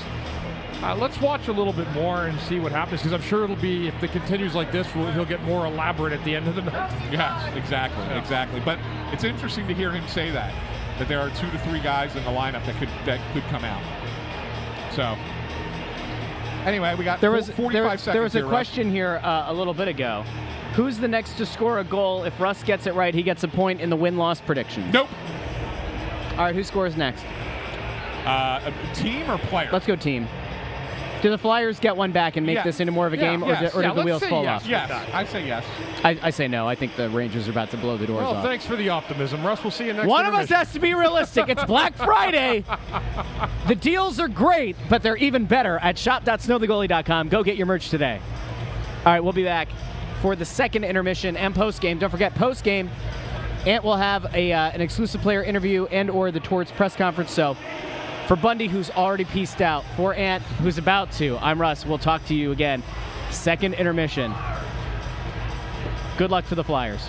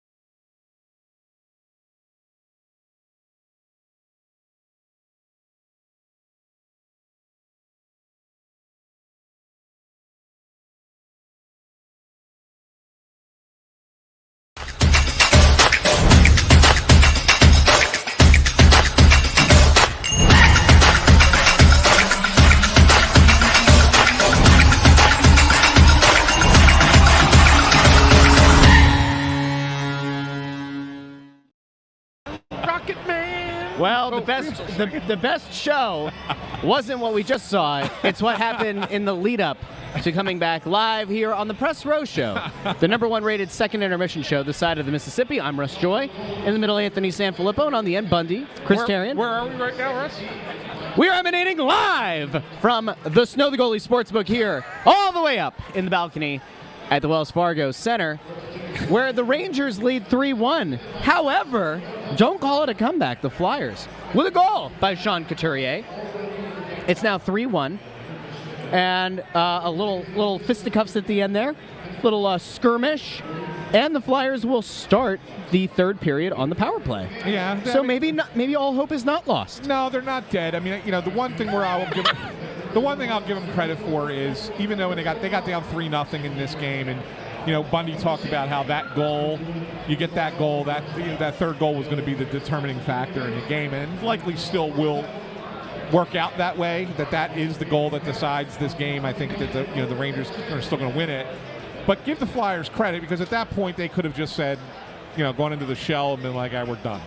They actually played pretty well there at the end of the period. They got the goal, a couple of good shifts. Shesterkin had to make a really big save on Owen Tippett that could have cut it to 3-2. So give the Flyers some credit for not packing up, going home and saying, we got a game tomorrow, let's save it for tomorrow. They actually looked at a 3-0 game and said, we're not out of this, and they got themselves right back into it. Yeah, and you know what? You made a very good point during the period, Anthony. The Rangers choosing to start Shesterkin in this game today is, kind of a sign of the times that Peter Laviolette said, hey, guys, let's not take the Flyers light. We're not going to start our backup today and go prepare for the national game against Boston tomorrow. They came in here with a pretty clear message that they want to get out of here with 2 points. So Flyers got a lot of work to do to get a pair of goals to tie this, but they do have a power play afforded to them for about 1:20 to start the third period. A little bit better, but again, how'd they score the goal? Shot and a redirection in front of the net. It was even strength, but that's probably going to be the formula they're going to need in the power play as well. Yeah, I agree. And the goal that they gave up in that period is it's got to be frustrating, because Zibanejad, if you look at the play develop, he's several strides behind Travis Sanheim and about a stride and a half behind Owen Tippett when he starts skating into the Flyer zone, and blows past both of them to get into the zone, and is able to take that pass from Kreider and just redirect it past Carter Hart. If you're John Tortorella, you're seeing that play, and you cannot be happy with either Tippett or Sanheim gliding back into the zone. Well, Sanheim especially, because what happened is I don't know what he was doing. I'd love to see the back play to see how it developed a little bit more. But what happened was Sanheim went to the far post. He's got to be in the inside of the inside post, and that's where the goal was scored. For him to go to the outside post makes no sense, because he's signaling to the goal scorer, which ended up being Zibanejad. You can take the inside lane and go to the net. If he comes over to the inside of Zibanejad, first of all, it will distract the passer from making the pass, in this case Kreider, and secondly, he's not going to be able to get a stick on it, because you're going to be able to lift his stick. I'm not saying, I'm hesitant to blame him, because I don't know what happened coming back in the play. But for a guy to just dig that openly to the front of net is concerning in a game that was 2-0 at the time, and bizarre. I looked it up when it happened, because Zibanejad scored his second goal of the game at that time. In his last 19 games against the Flyers. Let him guess. Let people guess. How many goals do you think he has, and how many points do you think he has? 19. Last 19 games against the Flyers. I'm going to guess, and I'll let the fans do it. We won't answer. I'm going to say, though, he's got a goal a game, and I'm going to say he's got 30 points in 19 games. That's my guess. I have no idea. Are we going to let the fans guess, or we're going to come back to this in about? We're going to give people a minute, so we'll come back. I have an eye on this, so get your comments in below on YouTube and on Facebook, because we love you there. If you're on Twitter, you're fine as well. We also love you, but go to YouTube or Facebook so you can comment. How many goals in the last 19 games and how many points in the last 19 games against the Flyers does Mika Zibanejad have? The answer may surprise you. Well, I mean, we're just going to sit here in silence. Have like 6 points in a game 2 years ago. Then he had like 5 the next one. Yeah, it was back-to-back games. It was insane. Yeah, that was brutal. Yeah, that was a brutal stretch. All right, fine. Let's just get to it. He has 14 goals and 16 assists for, you're exactly right, 30 points in the last 19 games. That includes today. Off on the goals. You were off on the goals. Yeah, 30 points. 14 goals. Insane. 16 assists, 30 points in 19 games. And he's a good player. He's not that good a player. Like against everybody else, he's a point a game, maybe just under a point a game player. A solid player. He's a point and a half to 2 points almost a game against the Flyers. Yeah, I mean, some guys just own certain teams, right, or play good against teams. And now, unfortunately for the Flyers, he's in the same division. He's no longer in Ottawa. But that trade was a long time ago. Yeah. He's been in New York for a significant amount of years now. He does, man. He's hot against the Flyers, and he just feels a swagger, I guess, when he plays them. But he's certainly comfortable and a guy that you're going to have to keep an eye on in the third period. Yeah, Flyers actually came on pretty good the last 10 minutes of the second period. Yeah. Started to get their stuff together a little bit, but they're going to have to really dig in here. And again, I know power plays don't have good starts coming out of the locker room when you're walking onto a clean sheet of ice. You'd expect them to be better. But, man, they're really going to have to dig in here. If you make it 3-2 early, you got yourself an interesting hockey game coming up. Yeah, for sure. And I know you're ready for this, Russ, because I see you have it pulled up. No, I already did it. Oh, you did it already? Yeah, Okay. I did it off to the side. All right. No, then fine. If you already pushed. Well, no, but there was a question in the comments, and I threw it there very briefly while there was another point being made. But somebody asked, if only there were a place that I could go to get a shirt to support Sean Couturier as perhaps their favorite player after he scored a goal. And, of course, you can head on over to shop.snowthegoalie.com to get your Coots shirt. There's this. There's a women's shirt. And there's also the sweater. Not a hoodie, it's a sweater. We can do a hoodie if you really want a hoodie. You can let us know. I'll add it to the store. We have the Coots design now, so that's beautiful. One of the new things that we have over there on the Snow the Goalie store, shop.snowthegoalie.com. Yeah, that's the good. only merch shop for the Only Flyers podcast. So, you got that going for you. Bundy. I asked Ant during pregame what he was thankful for. He had a very nice thing to say. It threw me for a loop. He said nice things. I still don't know how to react. And then he said that yesterday at Thanksgiving, he and his fiancée, so Maria, gave out bridesmaids gifts at Thanksgiving. Oh. And I said, well, I didn't get my groomsman thing as a joke. But then I did, as part of the Snow the Goalie Sportsbook, I gave plus 2,000 odds on intern Andrew to be a groomsman. So, are you taking that bet? He's going to groom him?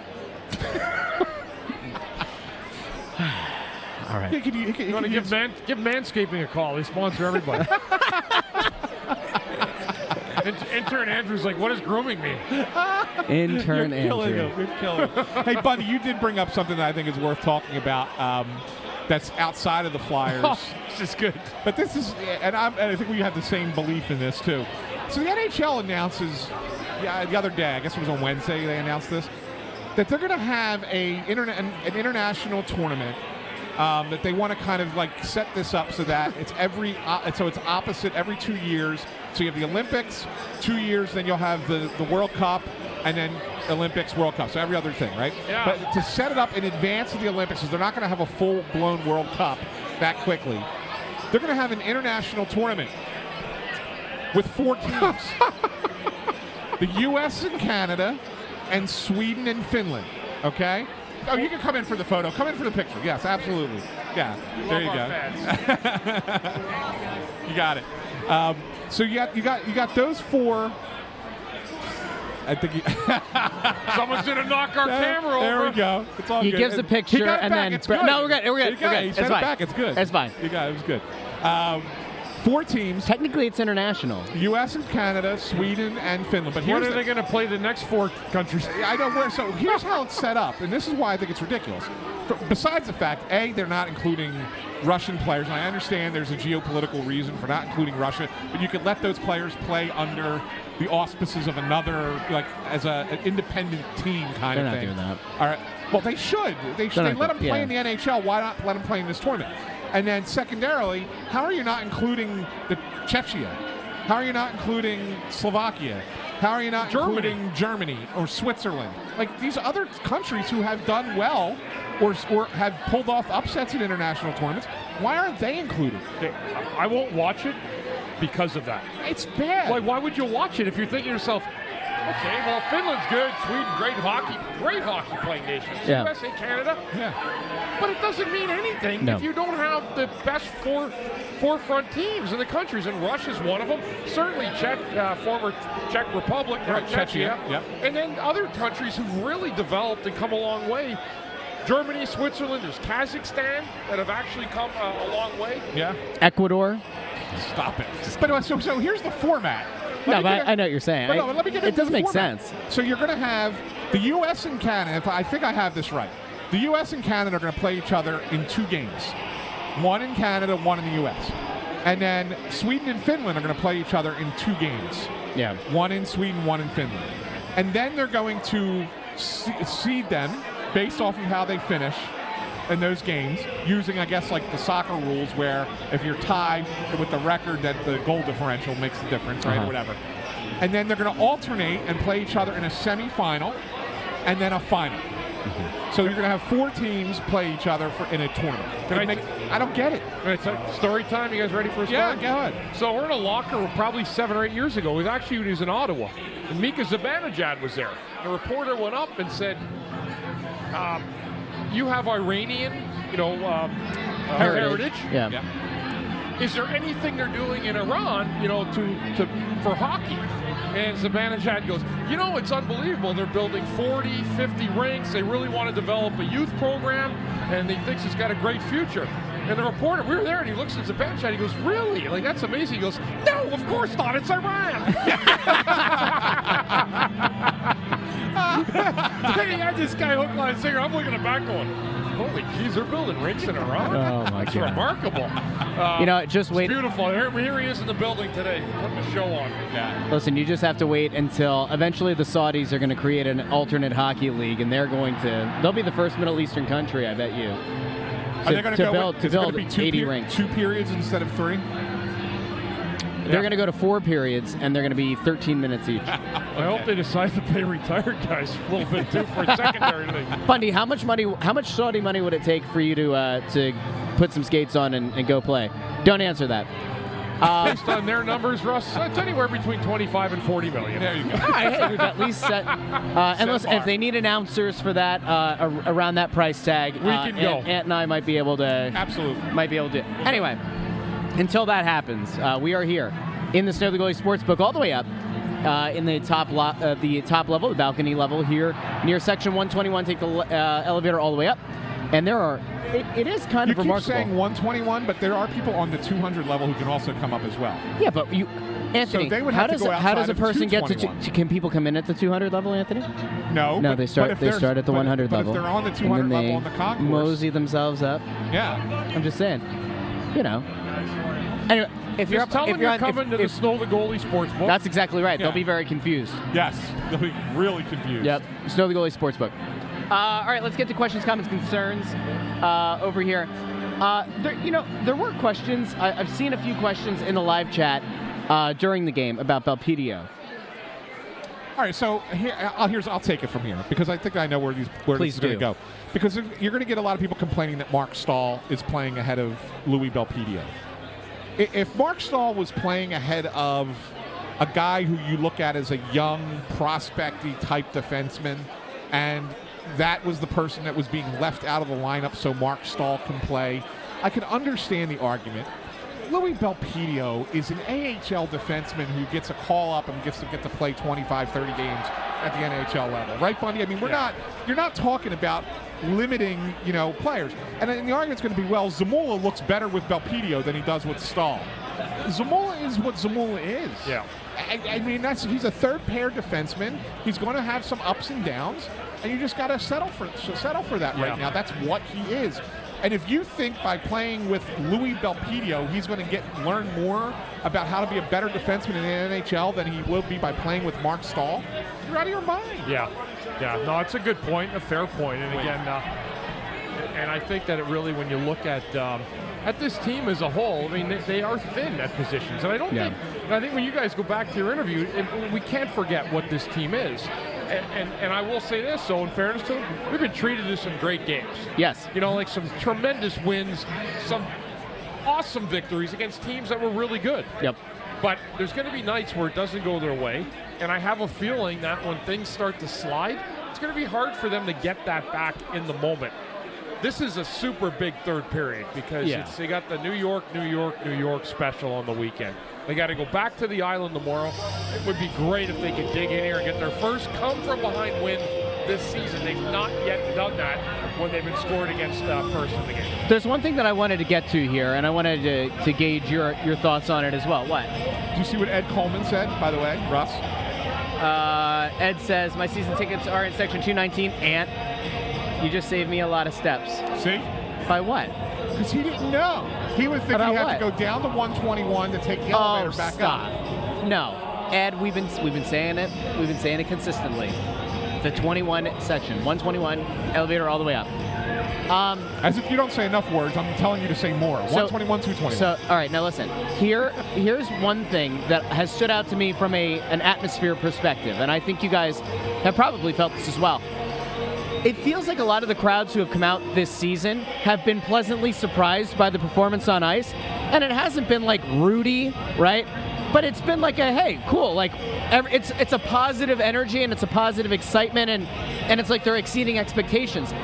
Today's crowd, meanwhile, has been audacious. It has been raucous. Yeah. It's been, I don't know if I want to go full-on playoff atmosphere, but it's been like an angry crowd. And I think a lot of it is directed at the Rangers fans who to their credit, despite being very outnumbered, have been very, very loud.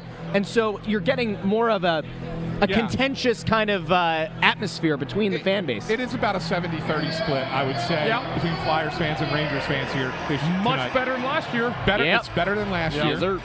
Yeah, and yes, there is because of that, I think that the Flyers fans are like, you're not coming into our house and going to be just taking it over. And even though they're winning in the game, the Flyers fans are letting them hear it.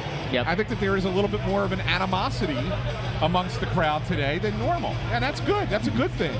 You like that. That's what makes this environment great, right? As a player, it's what makes it good, right? Yep. Nobody wants to come play at home and see some other team's fan base 90 miles up the road making it louder in your building. Yep. Kudos to Flyers fans. They're going to step up. But you know what? Remember last year, Torch said something at the end of the game, right? When he was asked about it.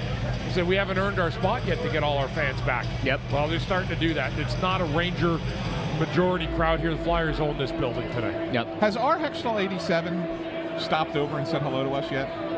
Whoa! I don't know. I don't think so. Maybe it's really Hexy. Says I grab my crab fries downstairs, he's take a the fan. elevator up. Don't stop at my season ticket seats on the 200 level. Our Hextall. You gotta let us know. I don't know, maybe our Hextall 87 did. If not, make sure you come up to the Snow the Goalie Sportsbook. A lot of comfy chairs up here, too. A lot of comfy chairs. All the games are on. We got college football galore on the wall. At the Snow the Goalie Sportsbook. Where we aim to please. I'm looking at 20 TVs right now in front of me. It's 14 seconds. Let's go, Russ. It's the only sportsbook here from the only Flyers podcast. Yeah, well, we got to talk to the people who since we sponsor the sportsbook now, we got to talk to them about actually putting the television feed of the Flyers game on. Yes. Yeah, they haven't done that, which is kind of weird. All right, anyway, listen. We will be back. We don't have that at all up here. We'll be back for post-game. Bundy and I and an intern Andrew will go down to the bowels of the Wells Fargo Center to go procure a player for an exclusive interview and/or the Torts press conference. Bundy's out, man. I know you love it when he just walks off. He just goes. But you know what? He's going to go take pictures with people. He's going to go do his Bundy thing. And we're here for it. The third period has begun. We will talk to you post-game. Thanks for checking in. Go tell some other friends and family about the Press Row Show. Post-game, we'll talk to you then.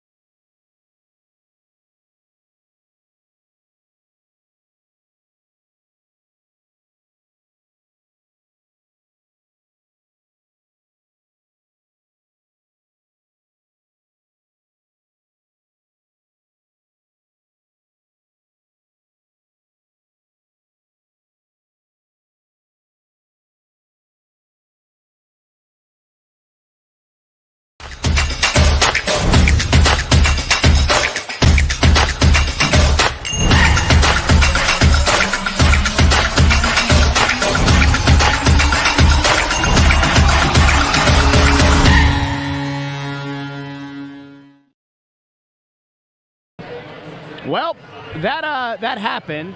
That was not the way that things should have happened, perhaps. This is a way that things ultimately played out, but welcome into the Press Row Show post-game, the #1 rated post-game show this side of the Mississippi, emanating live from the Wells Fargo Center here down in South Philly. Now, Bundy, I know that I picked the Rangers, you picked the Rangers, Anthony picked the Rangers, intern Andrew did not.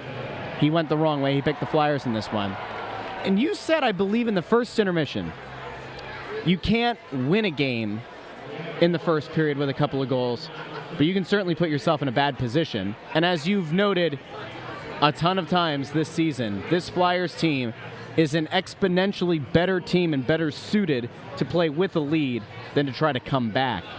Well, they're 0% when they fall behind. Yep. And they're unbelievable when they get the lead. So, I mean, again, you can't manufacture the first goal. I mean, there's no way, because it could be bad bounces. It could be, some errant play that goes, off kilter. But the one thing you can do is be better prepared to have those starts. And I'll be honest with you, I think for the most part, they've done a good job this year. I mean, they won 5 in a row before the loss the other night to the Islanders, and this is a team that we're told, and speaking to Danny Briere, you guys did before the game, This is still a rebuild. Yep. So we have to remember that, but this is a Rangers team that's kind of turned the corner, tops in the Metro. You can't win a game in the first period, but you can lose one if you don't play the right way, and that ended up crippling the Flyers. The 2-0 lead with less than 2.5 minutes in. Yep. And an absolutely brutal power play that just cannot find its way on the highway. And it's a problem. That's a problem, because when you're only down a goal or 2 goals early and you were afforded the amount of power plays, I think the New York Rangers had 2 power play opportunities. Yep. The Flyers had 6, and they were 0 for 6. That's a killer. That's a killer in a game that you're in a low-scoring game, and this was a low-scoring game that you need to manufacture offense, and it just wasn't there for them because they just cannot get that thing rolling. Yeah, 0 for 6 is pathetic. Like, I don't care. Brutal. I don't care how good the team you're going up against is. I don't care if their PK is the best of all time.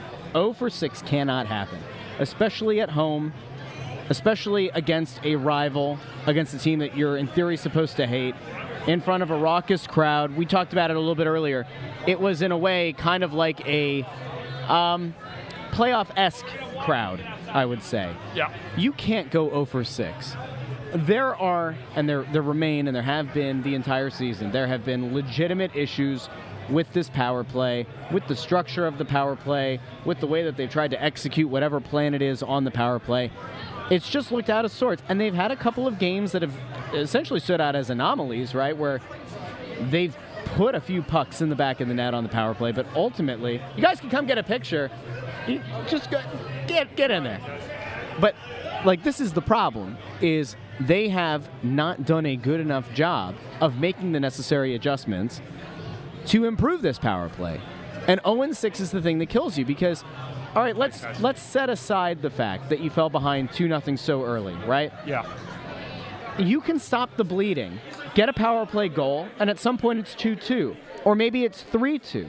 They started a period with a power play, with half of a power play remaining, practically. You had multiple moments in this game where you could have shifted the momentum in your favor and failed to do so. The best chances they had was the attempted shots. Yes. When they got there, I think I counted 3 shots that they actually got through. There was a little bit of chaos after. They continue to just try tic-tac-toes around the perimeter. As I said a couple weeks ago, Russ, or maybe I think it was you and me doing the post game. If you want to move the puck around the perimeter, go ahead. Yeah. I'll stand there and watch and salute you for 2 minutes as the greatest puck-moving power play ever. And right now, if the Flyers want to call themselves that, they most certainly can. Yeah. They can't find anything into the middle of the ice unless they find a way to get a shot through. And there's just nothing that can be pretty about it. And when you look, so I was saying to Anthony in the third period, it's hilarious when you look at a power play in general in the league. Like, if you're 1 for 5, you've had a successful night. If anybody else had a 20% percentage in the job they do, they'd be fired. Yep. But a power play, 1 for 5 on a given night is acceptable. The Flyers are 0 for 6 tonight, completely unacceptable. Yep. So, but again, you know, I think we have Torts. Anthony's Okay. supposed to be providing better audio, and it doesn't look like he did. So let's just see if we can. See if he's there. Intern Andrew has his finger over the camera. All right, let's see how we're looking. And now Could be it looks like he froze. So So it looks like we've lost intern Andrew on the video feed. All right, we'll see if we can get him back. Yeah, As you were saying, I mean, John and Torts is on the podium. he is, but if I try to bring him on, nope, we got nothing. We got nothing down there. Intern Andrew, there's frozen video. Anthony didn't bring up his better audio. It's just sad. It's a sad state of affairs. You know, that proves to you that it can happen after Turkey Day. The tryptophan is still setting in on our co-host and our intern as they try. Well, I saw a little bit of motion. Let's see. There we go. Yeah, we fought the puck. We weren't crisp in passing, making plays. Give them credit. They check well. We just, our transition has been really good this year. We had struggled making 2 or 3 passes in a row tonight. We fought it that way. We tried. But, you know, we probably outchanced them, but their chances were glorious chances. And that's basically where our tracking was nowhere to be found. You mentioned about the tracking, the back checking. Obviously, I don't think the effort on the whole was lacking, but is that just a couple of individual plays where guys don't push back as hard as they should? Individual plays, yes, but numerous of them. The only way we can check forward, the only way we can take a chance checking forward is to have the support, and it was not there tonight, for whatever reason. After a game like that, especially with all the things you're saying, beneficial to get right back out there. Yep. Once they get away from you guys, we're getting on the bus and going. So can I leave? Thank you.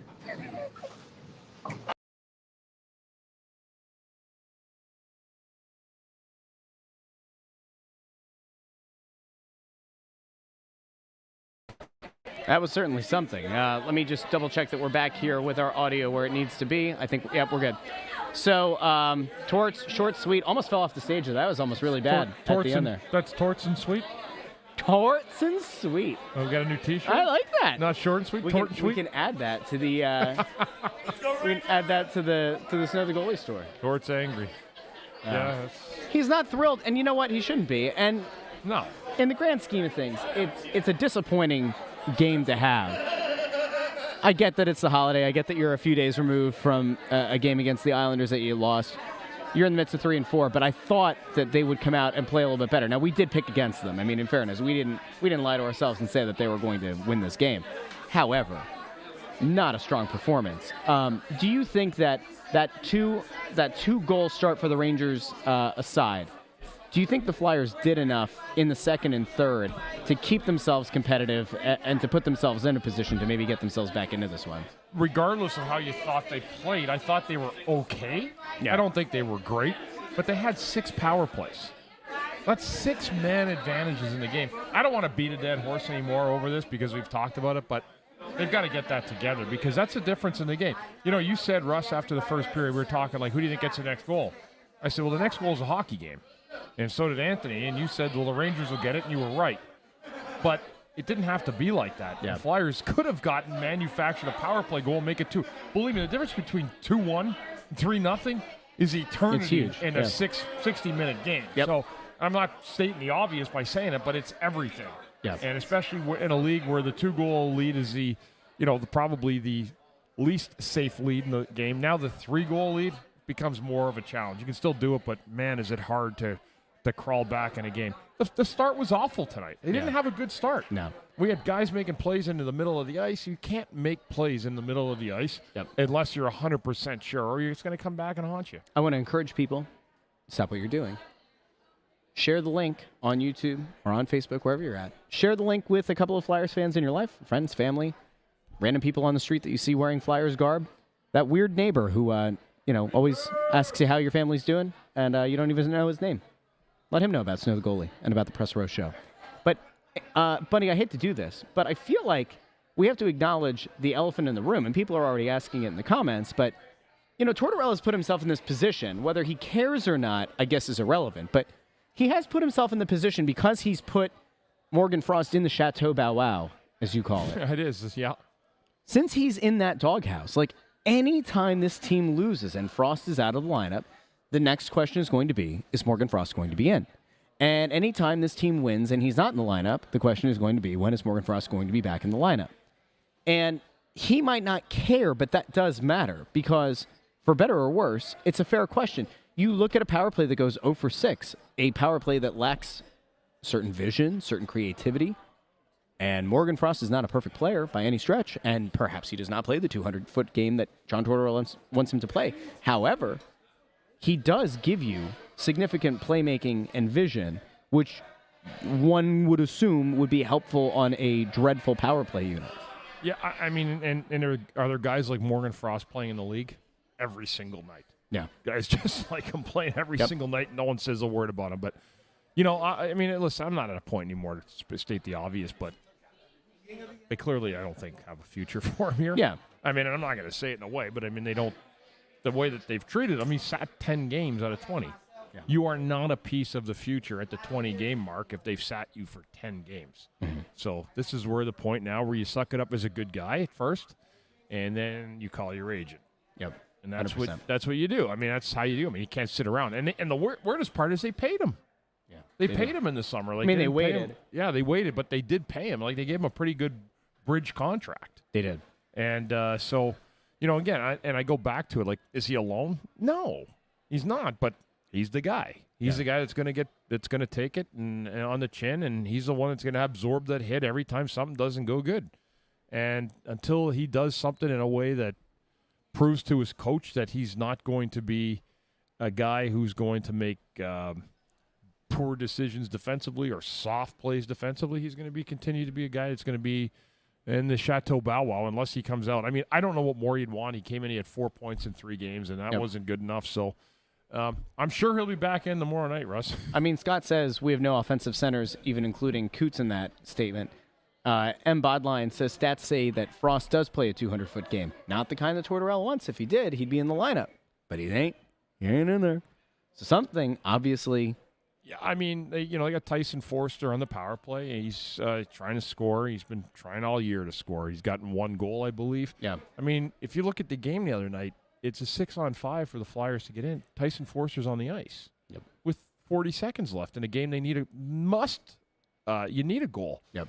So somebody has an awful lot of faith in him and really believes that he's going to be a goal scorer and thinks that he's going to get his second goal 19 games into the season with 30 seconds left. Yeah. Okay. Not ideal. Not ideal in the least. But that's what it is. And then there's other guys that aren't playing. And listen, it's hard to dispute the record. Yeah. They've played well. This is a team. But you know what, Ian? If we're going to go right down to the grindstone and nitpick, that's what we do. We give kudos when it's there. Mm-hmm. We call it what it is when it's there, too. To me, it's pretty obvious. You know, I mean, what I'm seeing. Do you put Morgan Frost? If I'm the coach, I would have put him in a long time ago, and I would have let him play. Yeah. They're trying, but what he does is he uses it as a crutch, saying, well, if he's not playing the game the right way, that's a wrong message going through the room. I got news for you. There's other guys doing the same things. Yeah. So, again, is a whipping boy and is in the doghouse would be an understatement at this point. Yeah. It's he's so far in the doghouse that he's dug a hole under the bed in the back. He's actually trying to burrow his way into another yard. He dug a back door. Yeah. Yep. I can't imagine that he's the kind of guy who's going to speak up. I don't expect the agent to come out and publicly say that they want him moved, but like at some point, you do have to kind of say like, this is not great. This is not ideal. Well, 100%. I mean, there's no agent's going to say that anything's right about it. I mean, you're sitting a guy out of the lineup that on your spreadsheet makes more than $2 million. Yep. And you just paid him. Yep. So, but I will tell you one thing, and I don't have to be a rocket scientist to figure it out. They either paid him because they think he can play, or they paid him because they want to move him. Yeah. But if you wanted to move him, you should have just said, here's $800,000. But again, that wasn't enough because he had numbers the second half. So that dictated the financials.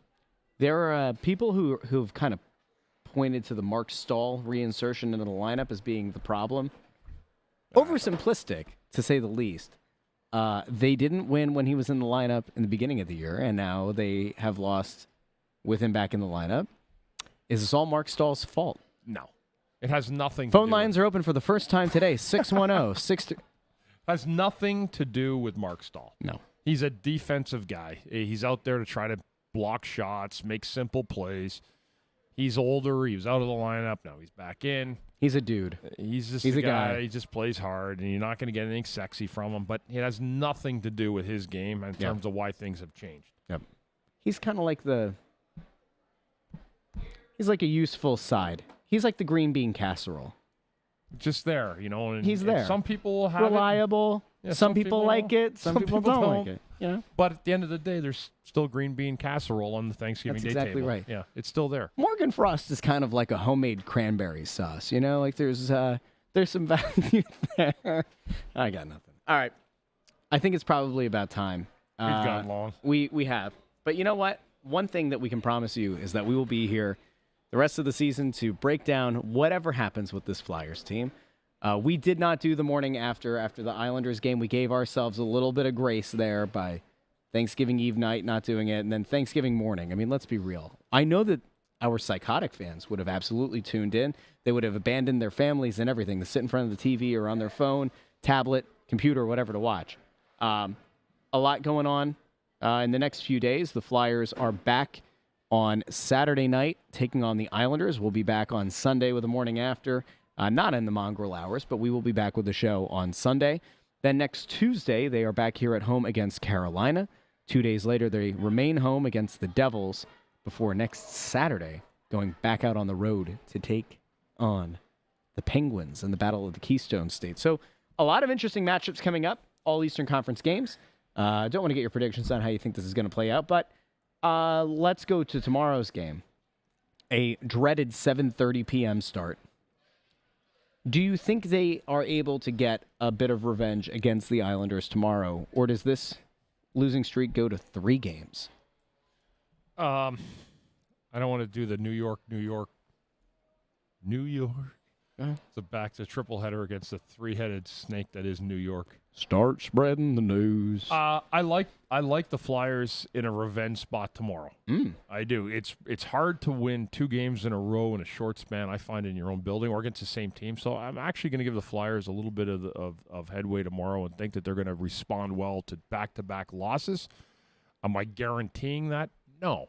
Okay. Smart. Because I do think the Islanders, when I look at them and the way they're constructed, they're a team that is probably a problem for the Flyers. They're a little bit of a heavier team, but I like the Flyers in that spot, to be honest with you. And they need to get back in it. Otherwise, they lose 3 in a row and they're right back to 500 again. And that would be a shame. So we will be back on Sunday morning with the morning after recap of tomorrow night's game against the New York Islanders. A big thank you to everybody who tuned in live for the Press Row Show here on YouTube and Facebook. If you missed the pregame interview with Danny Briere, that is on YouTube and on Facebook. If you're listening after the fact in the podcast feed, we'll throw that in there as a podcast feed episode as well. So for Bundy, who you can find on Twitter at Therien6, for Ant, wherever he is in the bowels of the Wells Fargo Center, at Ant SanFilippo, I'm Russ at Joy on Broad. Thank you for watching, maybe even listening to Snow the Goalie, the Only Flyers podcast, as we present the Press Row Show, the #1 rated pre-intermission and post-game show this side of the Mississippi for everyone. Have a great night, and we will talk to you very soon.